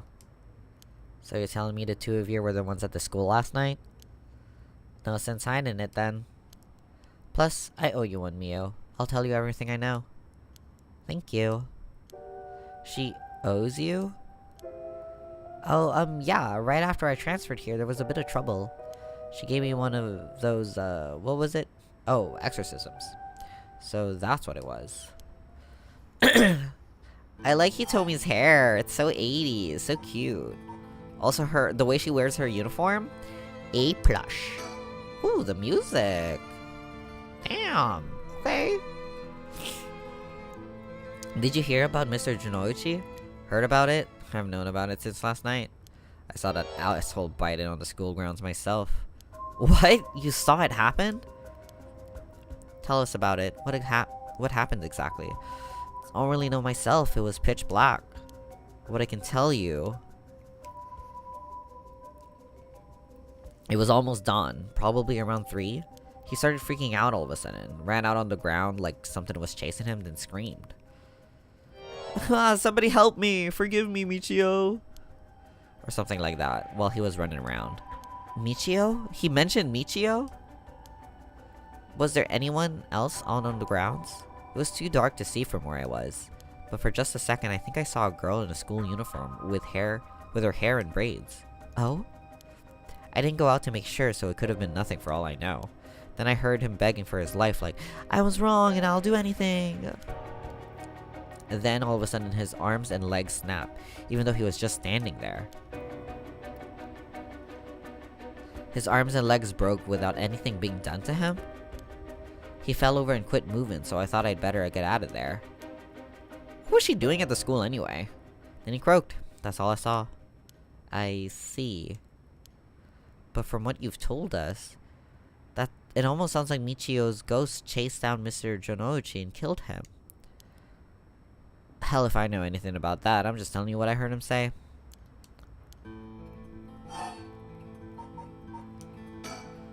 Did you tell that story to the police? Nope, and I ain't gonna. Can't count on them for shit. She's so valid. She's so cute. Look how cute her face is. I love her. Not like they believe such an insane story anyways. Right. But there must be at least one person in the police force trusting, right? Yeah, I guess. There was this one cop who always got on my case about stuff. But he died just the other day. Oh my god, right, because, the cop who died, like Erio's friend, he was looking into her case. Oh, he did? I'm sorry to hear that. Everyone who gets involved with me ends up dead. Maybe I really am cursed. Pisses me off. You've got it all wrong. The spirit that possessed you wasn't that kind of spirit. Huh? It wasn't? Yes, this was just an unfortunate coincidence. No, I'm sure that was hard enough for you.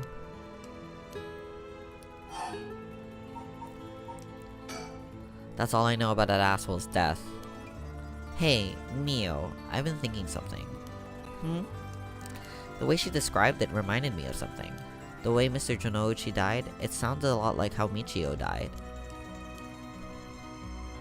Of course, I didn't see it myself, but the state Michio's body was in, it was like she had fallen from up high.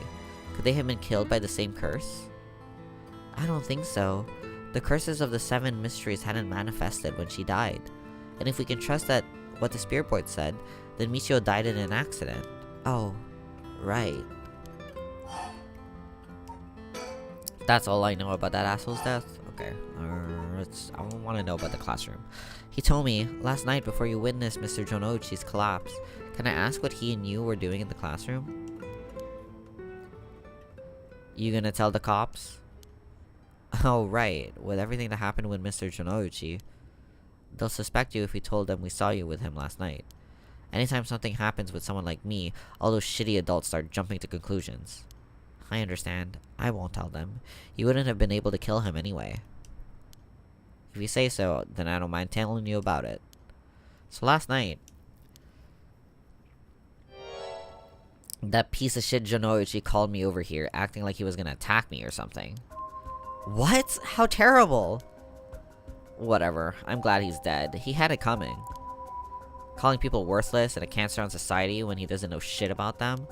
That asshole was always the one acting like scum, if you ask me. Is that so? Could you tell us more in detail why he called you out in the middle of the night? It's hard to explain. Where to start? What did you mean by Mr. Jonoichi acting like scum? Was he doing something bad? You know Michio Shiraishi, right? The girl who killed herself? Huh? Michio? I don't know everything, but that creep of a teacher had some dirt on her. And he was using it to blackmail her. Call her up after school and make her do whatever he wanted. What? What do you mean when you say whatever he wanted? I'll leave it to your imagination. Nothing that a couple of model students like you would ever get involved in. No way, what do you mean by dirt? I don't know anything about this. How could I not have known about this? Yako, I know how you feel, but try to calm down. You got guts, acting like you were her friend. Jonoichi really did a number on both Michio's body and soul. She probably felt she couldn't tell anyone, like she had to suffer alone. No! How terrible! He told me, how do you know about this? I just happened to walk in on it. I know the spots around school people go to when they want to stay out of sight.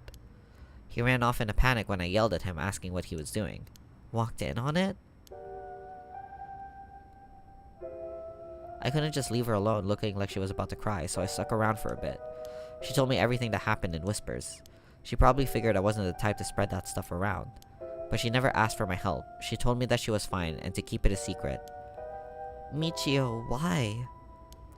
She probably thought she just had to grit her teeth till it was through. She was naive. I tried to tell her that if you give guys like that an inch, they take a mile. She kept saying about how it was her punishment. She was soft. No. I wonder what happened to her. Like, if she was involved with the kidnapping, like, what led her to do that in the first place? Of course, Jonoichi didn't change. He kept on doing what he was doing. I don't understand either of them, but that's as much as I was involved. And then she killed herself. Nothing I can do about it now. He told me, if you knew about it, then why didn't you... You trying to say it's my fault? She told me not to say anything. She told me she was fine. So what the hell more responsibility do I have other than what I already did? Yako, there's no point blaming Hitomi. Michio, why?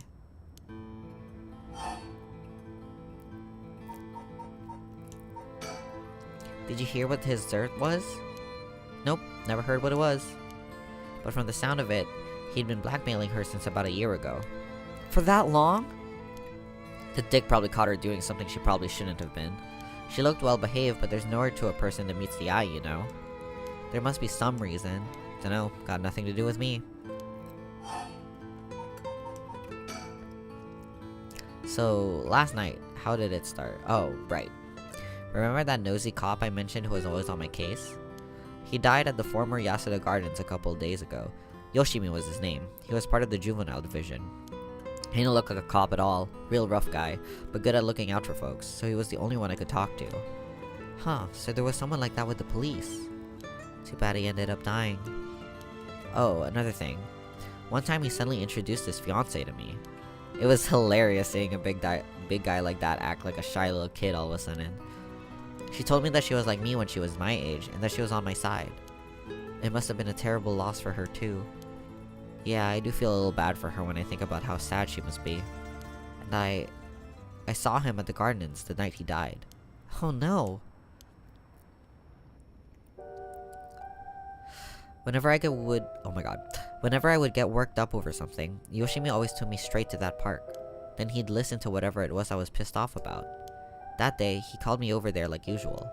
but something seemed off about him, like he was worried about something. Worried about something? Yeah, he asked me for a favor too. That was pretty unusual. A favor? What kind of favor?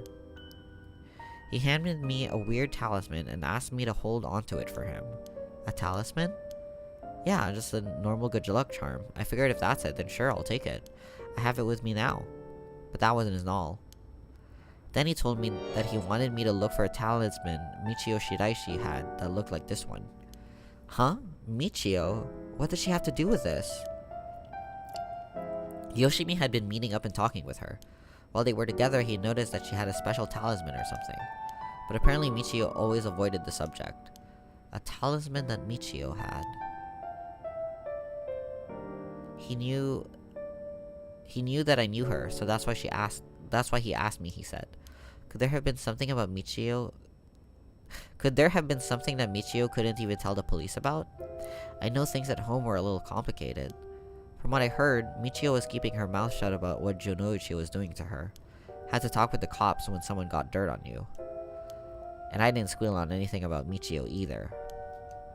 Michio? Well, what is it that had such a strong grip on you?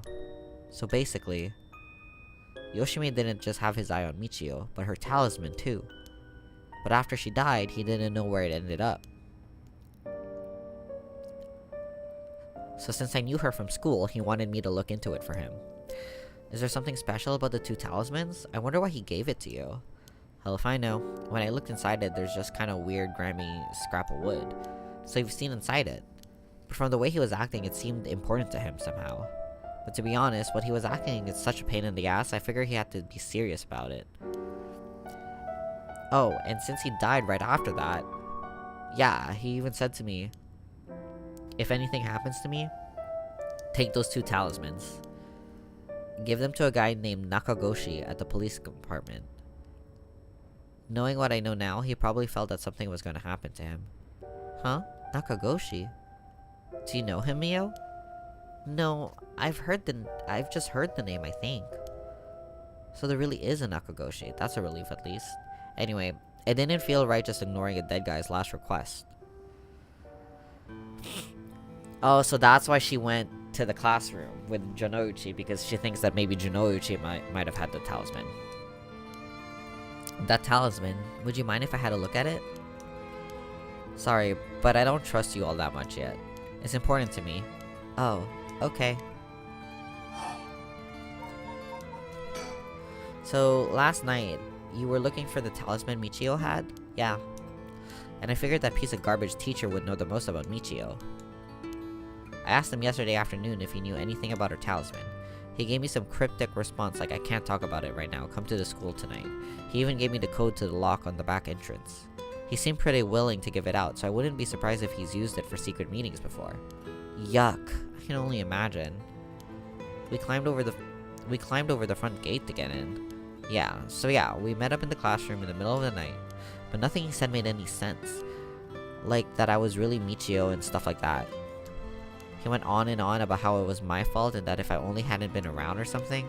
He grabbed a hold of me, breathing heavily. Ew, were you okay? Yeah, that's right when you two showed up. I was able to get away while Jonouchi was freaking out. Oh my gosh, good thing you got away. So it's really all thanks to you that I got away. But I didn't get any info about the talisman, so the whole thing was sort of a bust. Afterward, I was wondering what you two were up to, so I hid nearby. Then I saw you and old man Ashimiya talking, and then Mio showed up. Oh, you did? That's also why I saw Jonouchi come back outside and bite it. I see. So you're only there to look for Michio's talisman. Okay. I was dumb to fall for that creep's Jonouchi's trap so easy. I could have gone a lot worse, but I looked out. He told me, were you possessed by some kind of evil spirit? I don't understand it all too well myself. What I can say for sure is, thanks to Mio, the weird symptoms that were happening to me all went away. Yep, some people are born with natural sensitivity to the paranormal. They tend to end up isolated as they struggle to relate to the other people around them. They also tend to draw spirits to them naturally. This can cause strange symptoms they don't understand, like headaches, muscle stiffness, and hallucinations, even memory problems. I'm sure it must have been very hard. So that's how it works, huh? Do people also have their personalities taken over when they... Do people also have their personality taken over when possessed, too? It is possible with spirits who have a very close relationship to their target, like a sibling or a parent and child, but you almost never hear about people being taken over completely.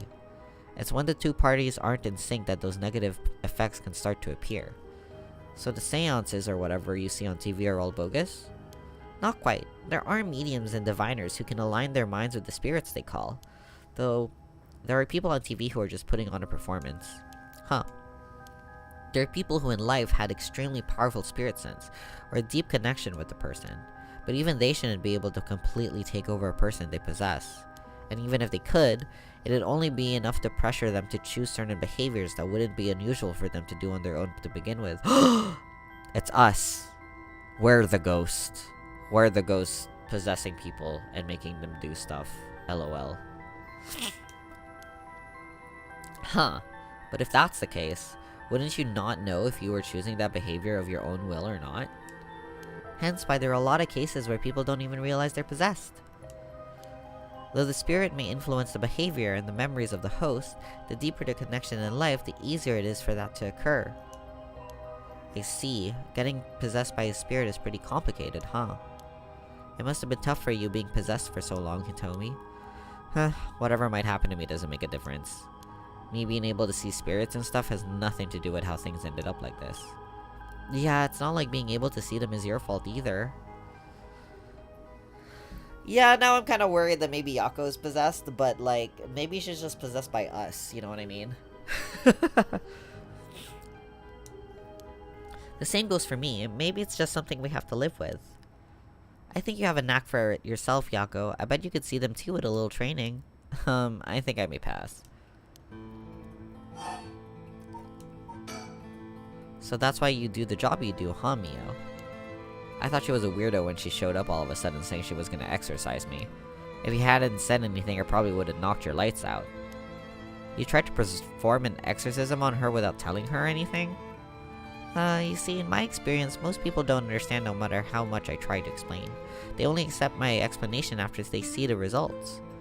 Huh, I guess that makes sense.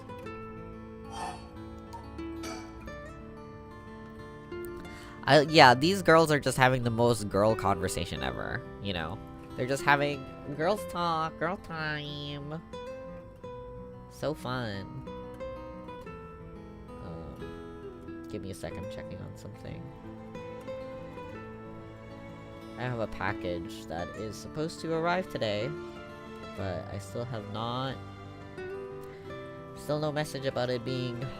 arriving soon, so that's annoying! What you described does sound like Michio killed Mr. Junouchi. She didn't have a reason to hate him after all. No way, you mean that really was her ghost? Like for real? Those who die bearing strong resentment or regret can occasionally become spirits, either bound to a place or roaming freely. However, it'd usually be impossible for them to keep living.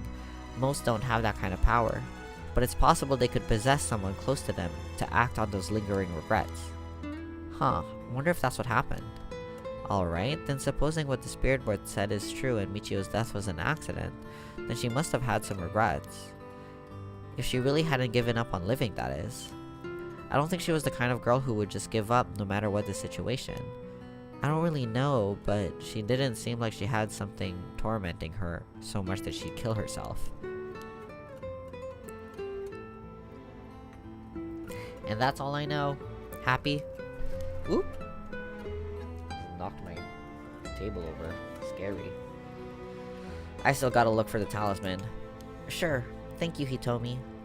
Oh, if you two find out anything about Michio's talisman, we'll be sure to let you know. Thanks.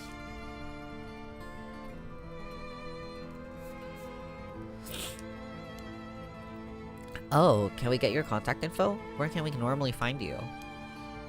Right. I'm not home most of the time. Usually I'm at a friend's place. Here's the phone number. Thanks. We'll call her if we need to talk with you. And, what is it? You're easier to talk to than I imagined. I was kinda scared at first, but not anymore. Shut up. You were the one avoiding me. Anyway, catch you later. And don't die out there, okay? Thanks. We'll be careful. I like her. I like Hitomi. She's so cool. We got a lot of new information. Sounds like Mr. Jonouchi was killed by a curse, just as we thought. Which means there was a curse bearer at the school. Multiple, in fact. Multiple? You think so? Yes, the curse echo we experienced in the school and the one that killed Mr. Jonouchi seem to be different. The people in the school at the time, other than us, were Mr. Jonouchi, Hitomi, the old man Ashimiya who you ran into.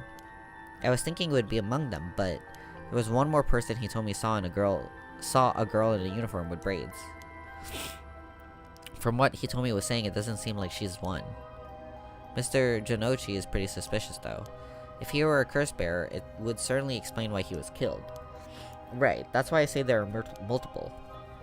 Oh right, the person who killed Mr. Jonouchi would have been one too, which means it must either be the mysterious girl or old man Ashimiya.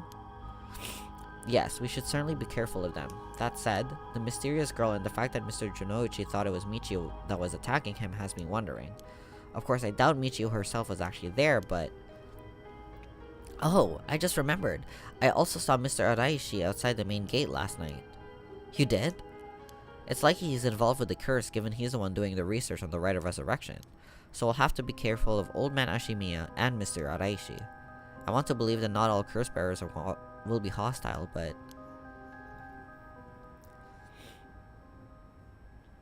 As for what to do now, I'd like to find who is responsible for the Feast of Shadows that set this off, and how they did it. I don't think we'll be able to end this without stopping it at its source. Huh, that makes sense. In which case, next we should do... what exactly? We'll need to talk to Mr. Araishi. He definitely knows something. It should be safer during the day, so I think we should try to look for him. Got it. I'll help in any way I can. But the school is closed. I wonder where he could be. Let's try heading someplace someone may know where he is. Where to go then? Oh my god, guys. I'm obsessed with this game. I'm obsessed. I want to know what the hell is going on. I have so many questions. I have so many questions and no answers. I have so many questions. Okay, where do we go?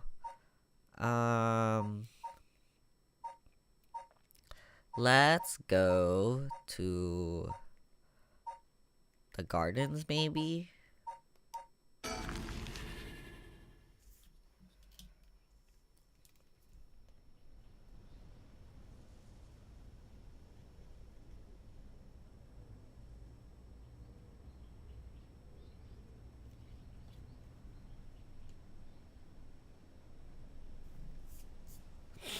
Okay, sorry. I was looking at something. Mio Kurosuzu and Yako Sakazaki decided on their next location to investigate. Whoa. Damn. Blocked out. Okay.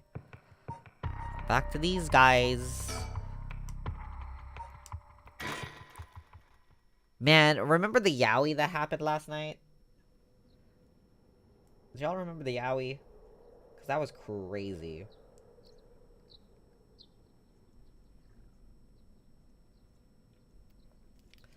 Man, and also, like... I am now, like... I was already excited to play the sequel, but if this is what this game is like, yo, I'm so excited. Anyway, sorry for the wait, boss, but I managed to gather some information. Took you long enough. Did they get rid of the body? Ooh, is that a sticker? Yeply! Oh, I can't turn around. Okay. Let's talk to my boy. Things at the station were pretty hectic, but I managed to get some info. Let me fill you in. Thanks. The floor is yours. A total of 3 mysterious deaths were confirmed in the area, including the one in this park. So let's start with that one. The young man we found here. He's been identified as Shogo Okie, 25 years old, a regular old office worker who worked around here. He died of asphyxiation due to water in the lungs. He drowned. Yeah, so it's the canal curse, which we know Yoko had the charm, right? So Yoko question mark? Oh, I get it. That's why Yoko was trying to make him turn around, maybe? Because she was trying to kill him? Anyway. That's not possible. It's gotta be a curse we're dealing with here. About that, boss, isn't this park associated with one of those 7 mysteries, too? Yeah, the Whispering Canal. That's right, the Whispering Canal. It does seem like there'd be a link between the canal and death by drowning, don't you think? Sharp thinking, Irio. You're starting to get the hang of this. So, let's assume they're related. What's next? Before that, the body of a woman was found behind a residential complex in Kamizawa. Oh! The victim has been identified as Tawako Hayashi, 29 years old. She was an office worker who lived on her own in the area. As for the cause of death, well, yes. The entirety of her body was crushed by some external force. No murder weapon was discovered in the area, but considering the way she was found, we're looking for something large, flat, and heavy that could have crushed her in one fell swoop. Hang on, are you saying she was stepped on? Meaning,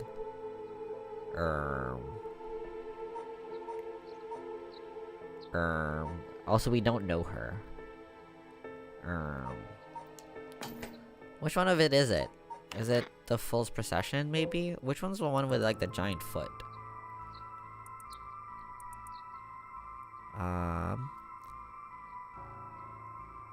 It's not this one.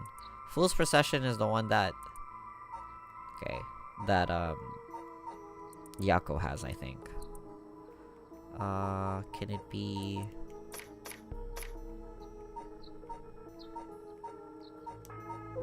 Haunting Clappers. Okay, no, that's the one. That. Which one's this one? Oh, maybe it's the Taiko Tsugaru? It is a large, flat thing. Maybe? Oh, never mind. Oh.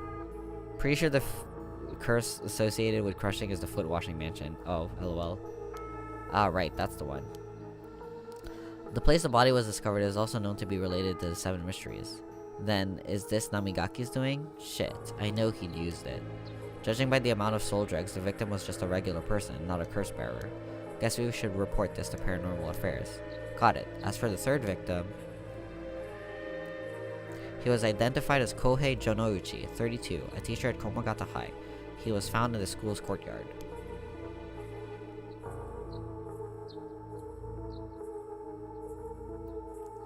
Namigaki... Oh, I guess we never saw, like, how people are killed with...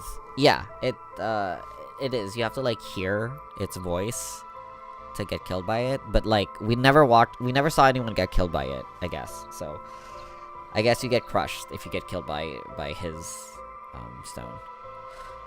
Cause of death appears to be external trauma from a fall or heavy blow. The impact crushed his arms and legs. Since he was found in the middle of a courtyard, he couldn't have fallen from the gymnasium or the main building. A teacher dying at school. And not just any school. Komagata houses one of the 7 mysteries. Fool's Procession? It's where the Fool's Procession is supposed to be. It's too big of a coincidence. We can't rule out the possibility that this death was also the work of a curse. I see. Either way, it seems all 3 victims can be tied to the 7 mysteries. There's probably a curse bearer at the center of it all, pulling the strings. But you've got a point. All these strange deaths do point in one direction. That's right. And Hajime's case wasn't all that different either. He also died of mysterious causes in a place connected to the 7 mysteries. Problem is that the timing doesn't match up. He died before the curses were activated. I wonder if... Okay, because, Mio said that the reason why like the curses are like stronger at night is because of the Feast of Shadows thing, and the Feast of Shadows thing was like activated before the curses were activated. So what if the deaths that happened before what if the deaths that happened before the curse activations is what activated the Feast of Shadows? That is my current theory. Could he have been hit by a different curse? One that didn't have anything to do with the 7 mysteries? That's a thought, but if that were the case, we'd be dealing with a powerful practitioner, one who could pull off a curse like that without using a curse stone. There aren't many people in this day and age who could do something like that. Oh, really? I see. I don't know too much about that stuff. I'd be more surprised if you did.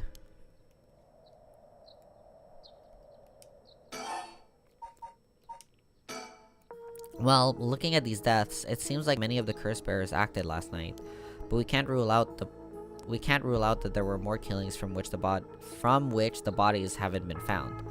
Yikes! I haven't thought of that. But there is one silver lining. Judging by my own curse stone, it seems that the curses can't be activated while the sun's out. Oh, that's great news. So basically we're safe during the daytime? Exactly. It's also likely why Nejima gave us till dusk. Ah, he must have known the curse stones couldn't be used during the day. Either way, we got till nightfall to sell this. It's time we flushed out the other curse bearers. Aye aye, boss. Let's do this. His smile is so precious. I love him. At the moment, we only know the identity of 4 curse bearers, you included. Yutaro Namigaki. He had the foot-washing mansion. And Hideki Araishi had the ever-burning lantern. We've got both of their curse stones. And then there's Nejima, who claims he has the one-sided read. Hold on. I wanna write this down. Okay? Because I like keeping track of these things. So, Harue has the Haunting Clappers.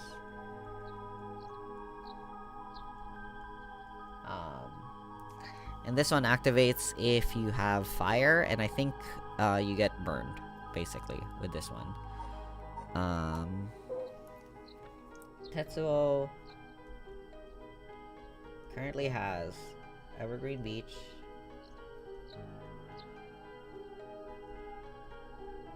okay, and then he, let's see, Erio, he's dead. Yako has the Fool's Procession.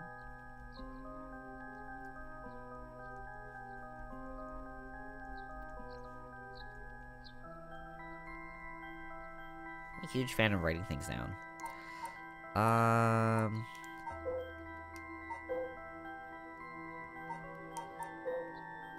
I suspect this guy might have one as well, but I'm gonna write down the confirmed ones first. Okay, so Araishi had the ever-burning lantern.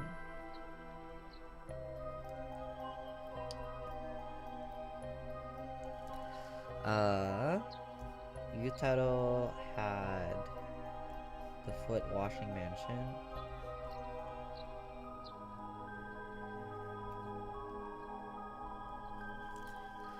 Okay. She doesn't have one. We think this guy has one. Takumi Yumioka. We think he has one. Nejima. Oh, shit. Is that what he looked like? Huh. You know, they kind of look similar.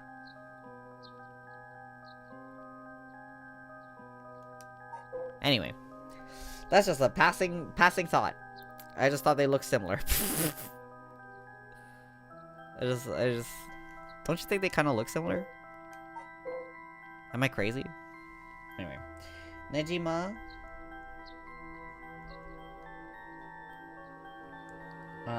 What did they say he had? Oh, I think we don't know what it is. Okay, so we don't know what that is.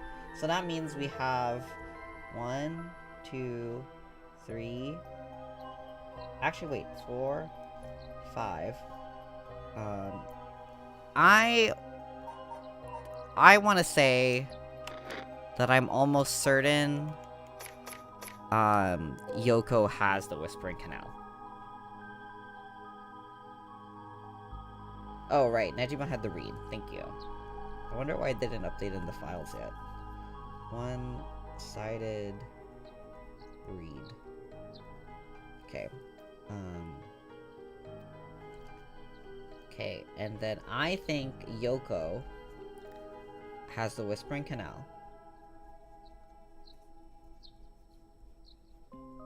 Okay, that would be 7. So there is theoretically one more curse bearer that we don't know of, and 2 curse echoes left. 2 curse echoes left are, hold on, let's see, the Beckoning Light and the Taiko of Tsugaru. What the heck? 21? Huh? I'm not gonna think about it. Anyway, in theory, based on the information that we know, there's the Taiko of Tsugaru left and the Beckoning Light.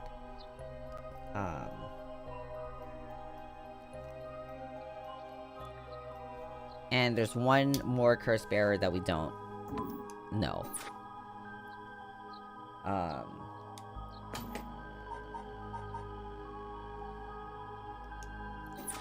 The cop, Tetsuo has the Evergreen Beach. Yep, that about sums it up. We better figure out who the remaining 5 are quick. How should we go about looking for them? There's no point in searching blindly without a lead. Let's focus on other things for now. Tracking down Nejima may lead us to the other curse bearers too. Either way, he should be our top priority. He could do some real damage if we don't get him.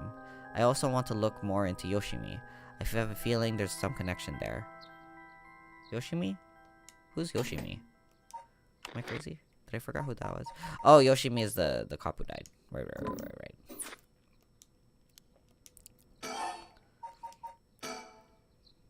I asked around Sumida's community safety bureau, where Yoshimi was stationed. It seems like he was investigating the apparent suicide of a girl named Michio Shiraishi. Yeah, I heard about that. He was trying to determine whether it really was a suicide. Looking into the height of the building, the force of the impact, her wounds and all that. He must have suspected some kind of foul play, because he ordered a full investigation. But it'd be deemed a suicide, and his superiors told him not to go stirring things up. Huh? What was the evidence? Well, according to the report I found on his desk last night,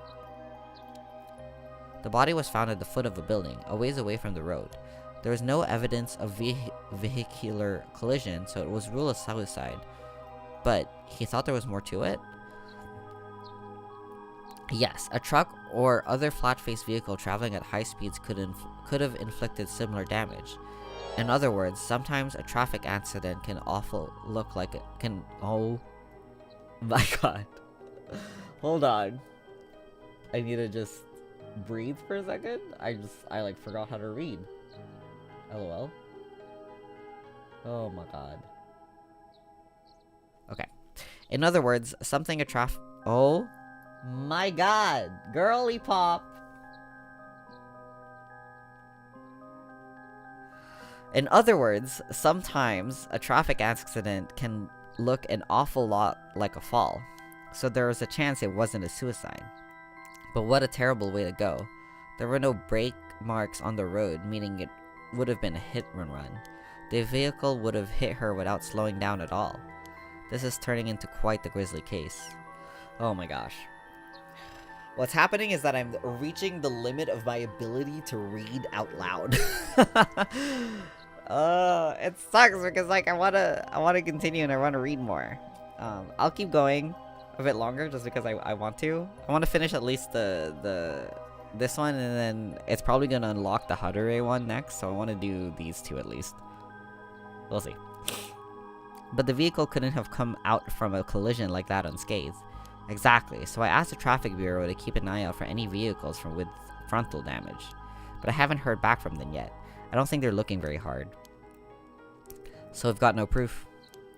That said, if it was a traffic accident rather than a suicide, it's possible that someone silenced Yoshimi because he was on the verge of discovering the truth. That's true. You think the driver is the one who did him in?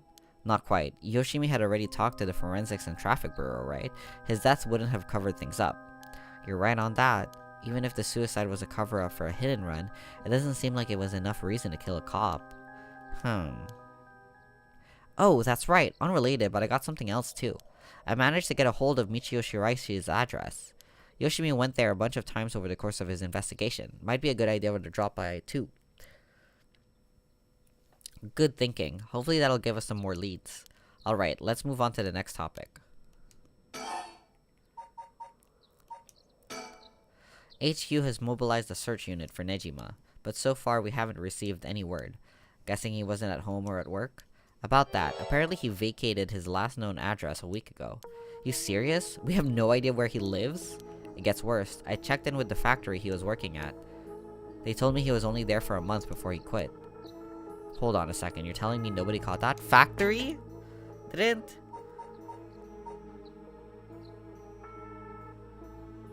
Shogo work at a factory? But also that other guy. Like I said, Takumi... This guy. Right?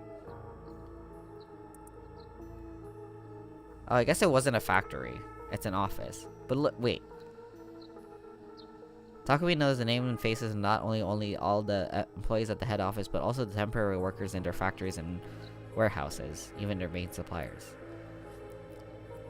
Yeah, he was an office worker. Okay. Was the factory the soap factory? Well, I had the same thought, so I spoke to his probation officer. Turns out he'd been doing house visits and interviews, but never bothered checking on his workplace. Oh my god. He also said he'd lost track of Nejima when he moved to a new place. Jeez, that's just sloppy. I've heard that they're giving parole to just about anyone these days because they're running around out of room in the prisons. Oh my god. Brother. I've heard... Which also means there aren't enough probation officers to go around. Dude's probably overworked. So, Nejima got to fuck about unsupervised. God damn it. That asshole is annoyingly good at faking remorse or insanity, whatever the situation calls for. Back when I arrested him all those years ago, just talking to him left a bad taste in my mouth. He's probably hiding under a false name, which will make it hard to track him down. That'd explain why he so brazenly made contact. That asshole, he's mocking us. Well, for now, the paperwork to circulate his name and mugshot are being filed. It's gonna take way too long. We only have until dusk. Speaking of Nejima, yeah? Did you manage to reach your daughter? It'd be best to put her into protective custody as soon as possible. Not yet. I can't reach her. They called, but she's not picking up. Wasn't home when they went to the house either. That's not good. Does that mean she never came home? And why weren't you the one trying to reach her? Shut up. I don't have her contact info, alright? Damn, she really doesn't trust you. Either way, I told her mother that it was an emergency and that we'd send an officer to find her and get her to safety. She was real reluctant, but I got her to agree. I guess that explains why you got divorced. But if you, her former father, can't find her, how the hell did Nejima do it? Former, huh? That cuts deep. Yikes, sorry, it just kinda slipped out. Anyway, I suspect it has something to do with his curse deco. Back on topic already, huh? He said his curse could kill a lot of people in a short time. It may even allow him to act from a distance. I see. The one-sided read. What was the story about again? Something about a man stalking a woman who goes insane and chops her up? Right. One of the more gruesome of the 7 mysteries. Which is interesting because that's what Nejima did, right? He, like, chopped up people. Or, well, they only got him on one murder. But they assumed that he killed, you know, like, more than that one person. So... As for Nejima's whereabouts, all we can do is throw more people at it till we find something. I'll check in with HQ frequently to see if we've got any updates. Remember the girl Yoshimi met the day he died? One Hitomi Okuda? Community safety didn't have any contact information for her on hand, not even an address. Well, they had her parents' information, but when they called, they said they hadn't heard from her in a month. Bro, they do not give a shit. Lots of family issues from the sound of it. They even said they didn't want anything to do with her anymore. That said, she still goes to school once in a while, so we might be able to find her there. Not sure we really have the time for a stakeout right now, but she could be a key witness. Can't we have community safety track her down for us? We can ask, but it might be tricky to get it done today. For starters, Komagata High School is closed today. Ah, because of the teacher that died? That's right. Right. But if it's not something we can do today, we may have to forget about it. Let's move on then.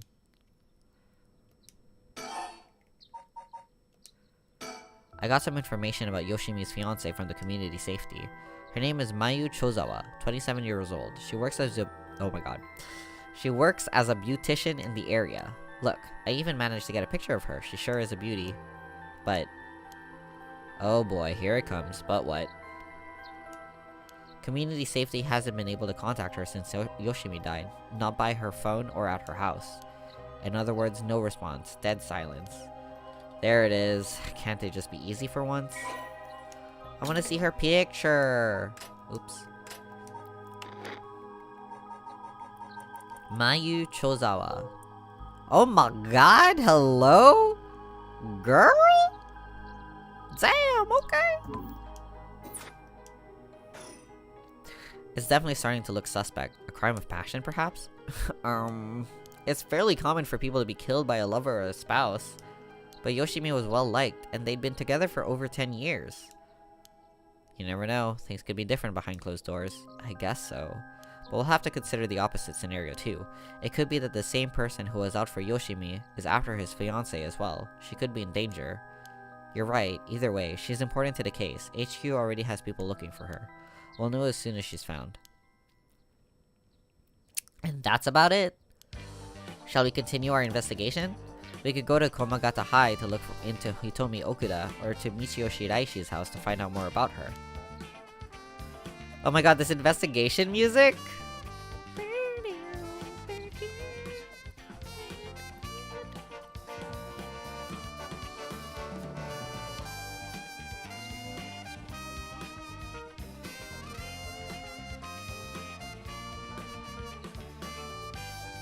Yo, I'm vibing.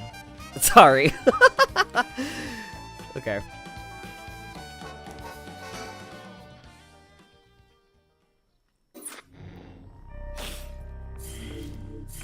Woo! Okay. Let's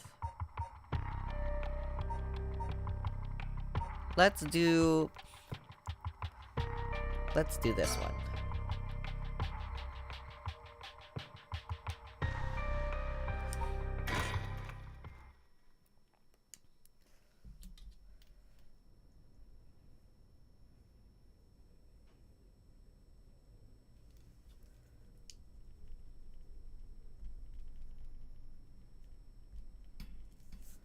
Good morning, ma'am. How are you feeling? Fine. I hope we can make good progress today. How's your curse stone looking? I haven't felt anything from it since sunrise. Interesting. It's possible that its powers could only be unleashed at night, then. That aside, why are you so late this morning? There are, unfortunately, some things that can't be investigated while the world slumbers. But I did get some research done in what limited time I had. Very well. Let's talk. Richter, your boyfriend? I don't know, you might be competing with Quack on that one. Very well, let's talk. By the way, there's something I wanted to talk to you about. And what's that? Our current plan is to steal a curse stone that's already absorbed soul dregs, but I'm wondering if it would suffice to not steal, but instead negotiate with the curse bearers and have them use the right for our purposes. Oh? I mean, I suppose that would accomplish the same, but do you think it's possible? So long as we offer compensation, it may prove much easier than you'd expect. Compensation? Cash, for instance. That wouldn't be off the table for a family as rich as the Shigimas, would it? Of course, why any amount would be fine if it'd get the job done. I won't let monetary matters lead me to regrets the way it did back with the ransom. Okay, with that option on the table, let's figure out our strategy. Do you have a curse bearer with whom we can negotiate in mind? Not yet. Surprisingly, it seems the other curse bearers haven't been that proactive about collecting soul dregs. Did you see the news this morning? No, I haven't. Overnight, 3 mysterious deaths were reported in the area. They've yet to announce the identities of the bodies found, but they've been nicknamed the Honjo serial killings. It's garnered quite some attention on the streets. Oh my. Only 3? That's what I thought. Even if the victims were curse bearers, just 1 or 2 wouldn't be enough soul dregs. And for what those curse stones are capable of, a mere 3 victims seems a little on the low side. With this little activity all through the night, the curse bearers must be a cautious bunch. What's holding them back? Are we not all after the power of resurrection? There may be still some undiscovered victims, but it doesn't seem like anyone has gathered enough soul drugs yet. We might have to set up some bait to spur them into action, and then we offer them the deal.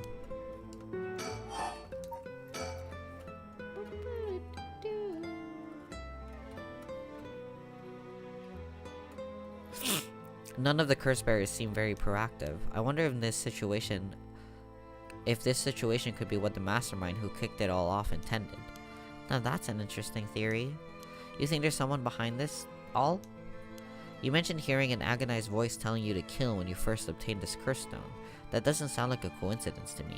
Someone agitated the curses in this area on purpose, and they are likely after the rite of resurrection as well. So you're thinking this person is not one of the curse bearers? You've got a sharp mind, man. Though, it might seem obvious for the mastermind to become a curse bearer and collect soul dregs if they were after the rite. This would be very risky, since as a curse bearer, they themselves would become a target. So it'd actually be more convenient for them if the curse bearers moved less aggressively. That's right, but despite that, they've been inciting the curse bearers to commit murders. Why? Let's consider this. What if the mastermind isn't trying to collect soul dregs themselves? You mean their intention was to also... Oh my gosh. My ability to read! It is fast fading from me! You mean their intention was also to steal the souls while the other curse bearers compete with each other from the start?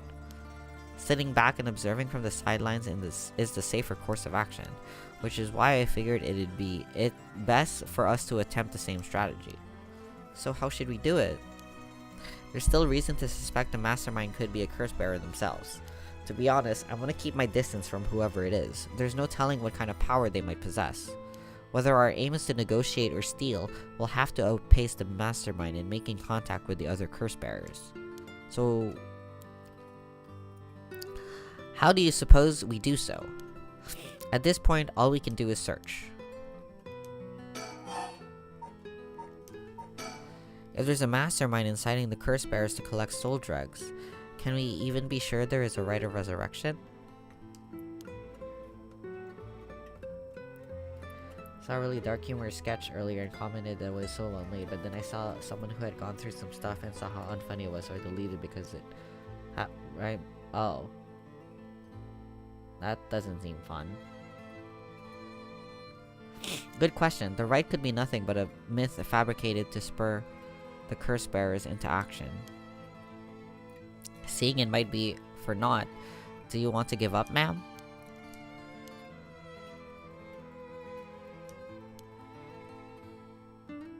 Understood. After all, we'll never know the truth until we see it for ourselves.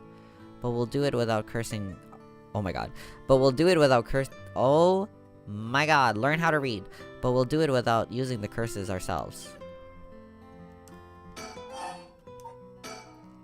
By the way, I met a few people who seemed like potential curse bearers last night. I did some investigating into all of them, but I only managed to get detailed information on 2.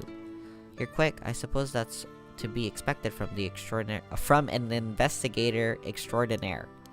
I appreciate the flattery. I like when he does this pose. It's very Uriange of him. First, there's Ayome Tono, the girl we talked to before.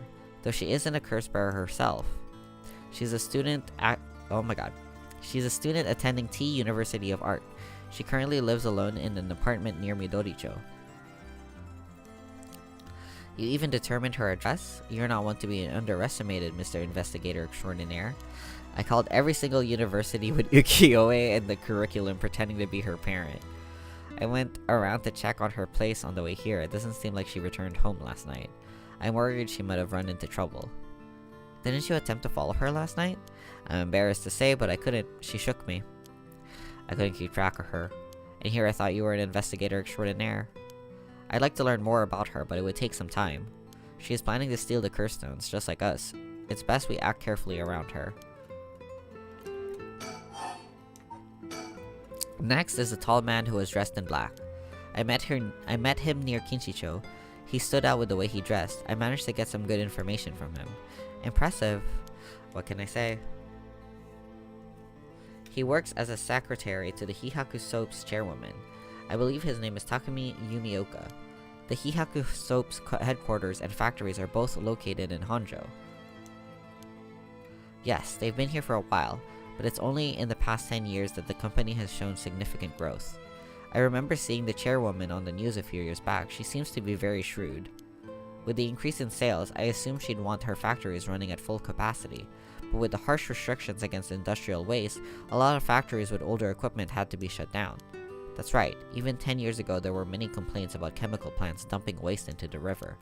Most companies back then were more concerned with making a profit than protecting the environment. I wonder what a man working for such a company would have been up to in the middle of the night. On the way here I stopped by the company's headquarters, but they hadn't started for the day. I should have better luck later. Let's hope you will.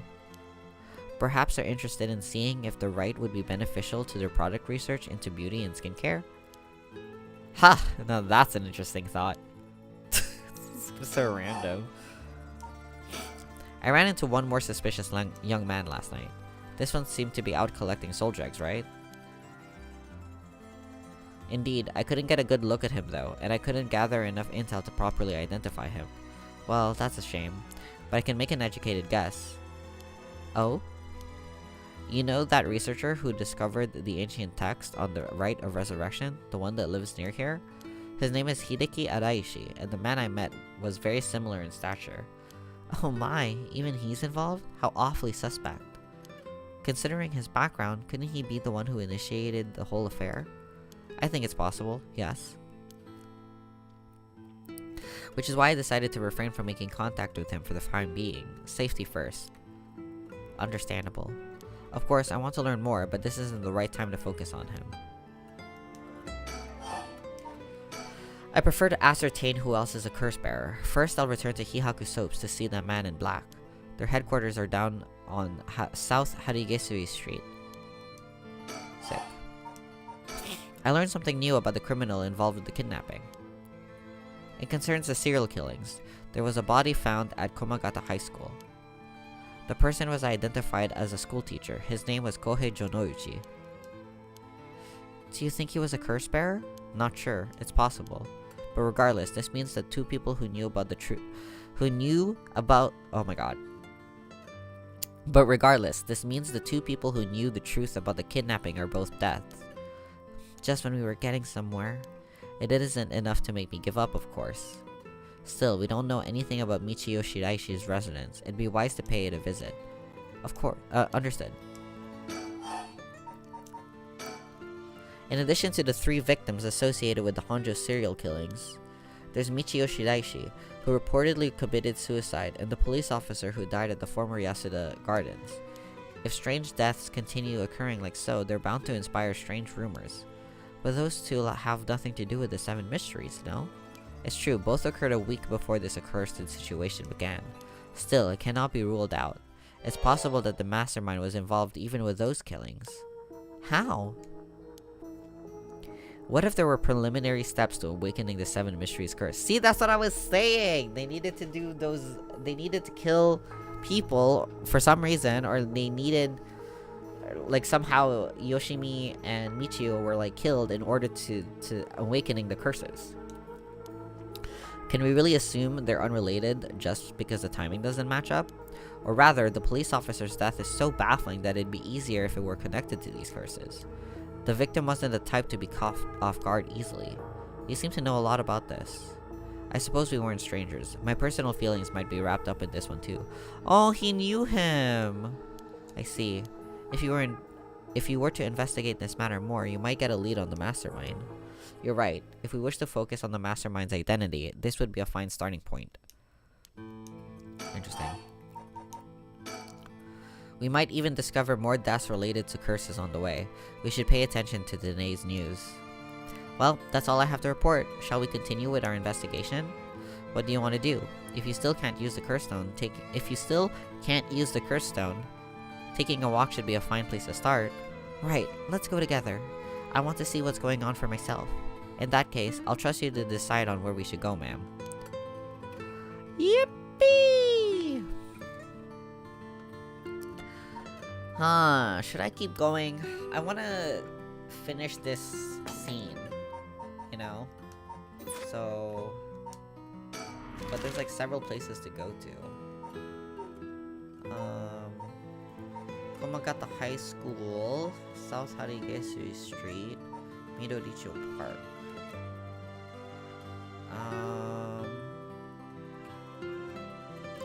I want to go... I don't want to go to the school, to be honest. So, we're gonna go... I'm gonna go here. Let's go here.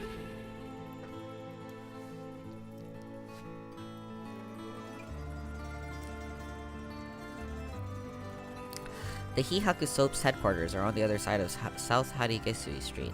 They were closed when I visited this morning, but it appears things are up and running now. Yippee! To think a small soap-making company could grow in so much in such a short time. They have factories and warehouses throughout the area now. You can see why the director and now chairwoman Natsuya Yamamori is called the Queen. Wow. I wonder if we have a picture of her. Hold on.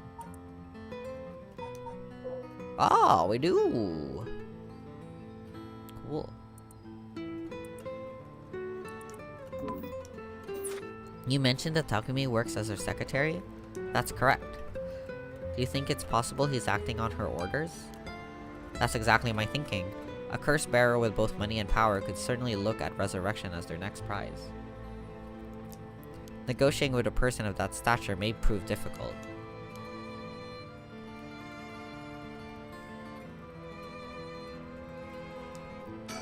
He's so close right now! First, I need to confirm whether Takumi is the man I ran into last night.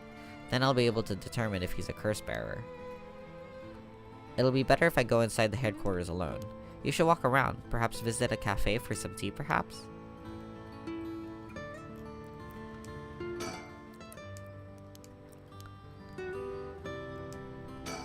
I'm going to go in. I may be a while, so feel free to find somewhere to kill time. Okay, good luck in there. I like these two. They're so, like, their vibe is so chill. Sorry to keep you waiting. How did it go? I'll fast forward to the conclusion. I met with Takumi. There's no doubt, he's the same man I saw last night. But it doesn't seem like he's a curse bearer. But that doesn't mean he has no connections to the curses. He knew about the 7 mysteries. He even guessed that we have a curse stone of our own. Excuse me? That's true. It might not be Takumi, because when Shogo killed him, he didn't get that much soul dregs, right? I think. I might be misremembering. I tried to approach Takumi about a fallen item after I ran into him last night. However, you said your name was Richter, correct? I have a favor I'd like to ask of you. I'm hoping you would hand over the curse stone in your possession. Curse stone? What are you on about? There's no need to play dumb with me. In fact, there's no time for it. I had all the same reason you did to think you were a curse bearer last night. And your arrival here only confirms it. You are a curse bearer, no? You're right, we lack time. I'll confess, I am a curse bearer. I possess the curse stone of the haunting clappers. I'm glad to hear the truth. Finally, this conversation is worthwhile. It is a dangerous item you hold. Give it to me. My company will take the responsibility to dispose of it. I didn't know the soap business specialized in scrubbing curse clean. It is the prerogative of Miss Yamamori. Is that so? Assuming you've obtained a curse, you understand the power it involves, no? Miss Yamamori possesses supernatural powers akin to those of a god. What? What? What are we bringing into play now? Huh? She also has a deep love for this land, having transformed it from the pile of dirt it once was to the home of our headquarters. She cannot stomach the fact that it's now the site of these curses run rampant. So, you're telling me the Queen of Hihaku is a real-life witch? She wouldn't appreciate being called that, mind you. There's a sorcerer by the name of Suigen Gamyodo, who's gallantly working behind the scenes, exorcising spirits and the like. Go on. That being so, there have already been instances of the dead coming back to life. Do you understand the urgency of this matter? These are curses we're speaking of. Tools which are used by wicked beings to possess people. The rite of resurrection is nothing but a fabrication meant to seduce the curse bearers into unspeakable action. If you truly understand what I'm talking about, you must hand over that curse stone at once. Very interesting. With that said, just how many curse stones have you acquired so far? If what you tell me is true, surely the company would have launched a large-scale search by now. We have 6. He's lying. 6? Whoa, I can rest at ease then. And here I thought I was at risk of being cursed. It seems we were on the same page. If that is the case, you should hand over your curse stone immediately. I'm sorry to disappoint you, but it's not actually in my possession at the moment. Considering its importance, I've been keeping it in hiding. Really now? Then I'll accompany you while you retrieve it. I'm sorry, but I've got something important to attend to. But I promise, I'll return with it later. Very well. Then you won't refuse to provide your address and telephone number, I presume. How prudent of you. I'll oblige.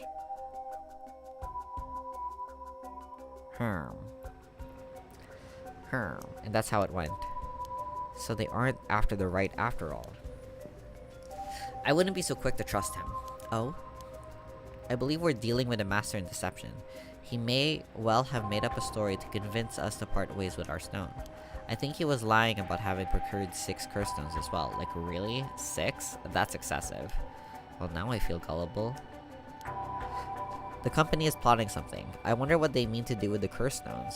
He seemed rather desperate to get a hold of ours, despite not having collected any soul dregs. Perhaps the people at Hihaku are the masterminds behind the curses being unleashed.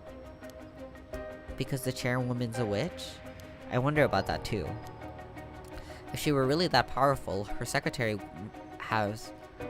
secretary have divulged that information so casually? Takumi was either making it up as he went, or he's trying to spread a rumor. For what purpose would he do that? Recently, people have been caught up in the occult more than ever before. If word spreads that Hihaku's chairwoman has godlike powers, she could very well benefit socially and politically from that mystique. Huh. That's unsettling. Oh my god. By the way, there's one more thing of interest I heard while in the company's reception lobby. And what's that? People were discussing whether one of the bodies found this morning was that of a Hihaku employee. Really? So long as the officials haven't revealed the identity, it all amounts to no more than speculation, though. Despite that, I have reason to believe Hihaku Soaps is deeply involved with the 7 mysteries. At the very least, I can assure you I've gathered that much. The more you know, the better our negotiations will go. In the meanwhile, we should be off somewhere else. There's no reason to stick around here any longer. Okay. Let's go to Midoricho Park.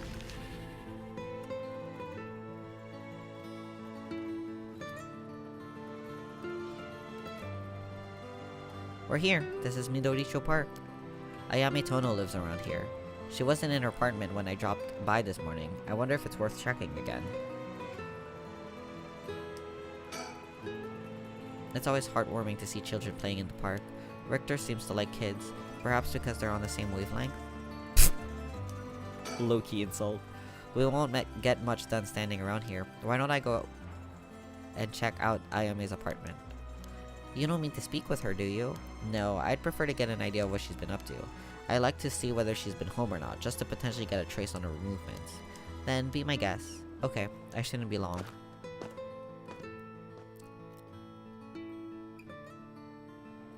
I'm back, ma'am. So? Nothing? Afraid so. She still hasn't returned.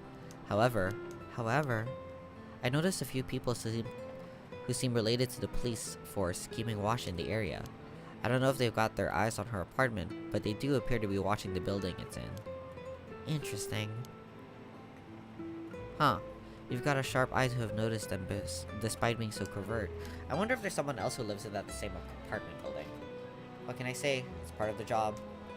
However, it meant I had to refrain from knocking on her door or looking through her windows.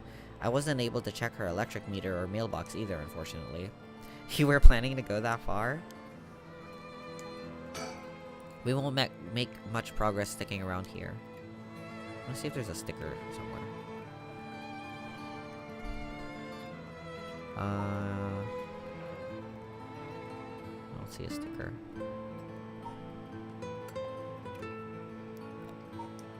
Okay. Let's go to the school, I guess.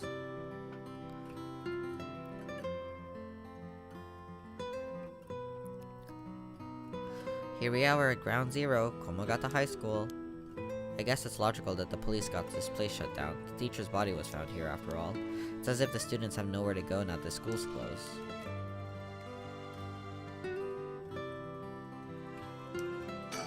This place is said to be connected with the story of the Fool's Procession. I wouldn't be surprised if a curse bearer decided to turn up. However, I need to find out if that teacher was a curse bearer or not.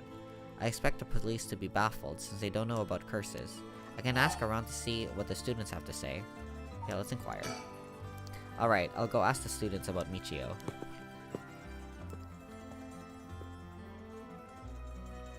I'm back, ma'am. He's so, like, it's so cute. He just, like, goes off like a little, like a dog doing Hunter's bidding, and then he comes back and he's like, I'm back, ma'am. Like, cute. I don't know. I think it's cute. He's like a big dog. So, what did you learn? That school kids sure love a good rumor. I was practically drowning in stories about Mr. Jonouchi and Michio, most of which seemed dubious at best. Not surprising.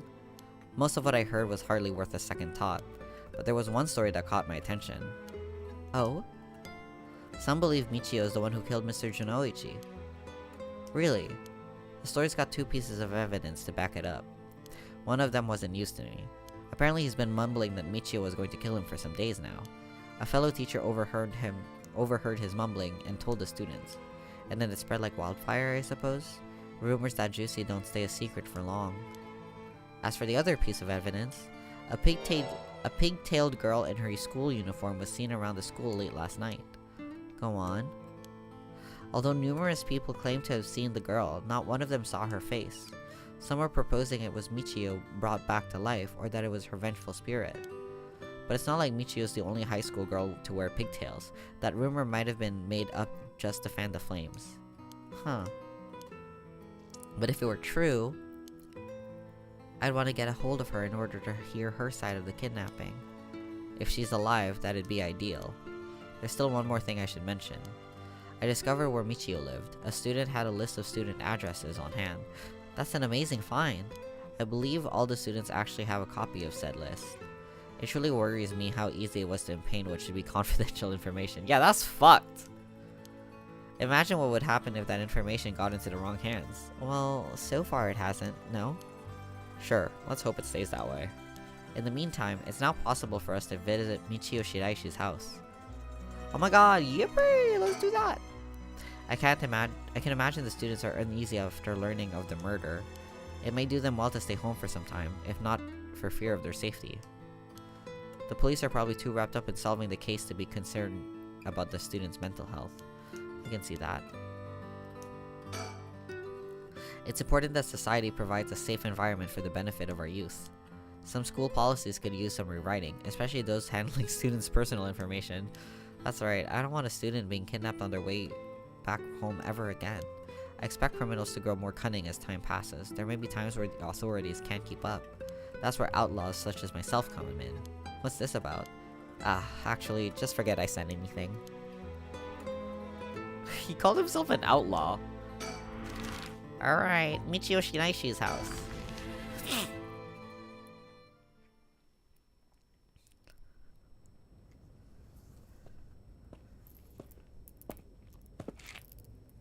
How did it go? I went to visit Michio Shiraishi's family home. However, no one seemed to be there. I got no answer at the door, and all the lights were out. It seems to have been empty for a while now. There was a stack of newspapers out front.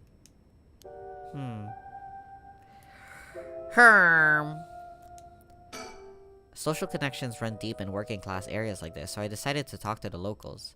I met a few nice old ladies who were kind enough to give me the scoop.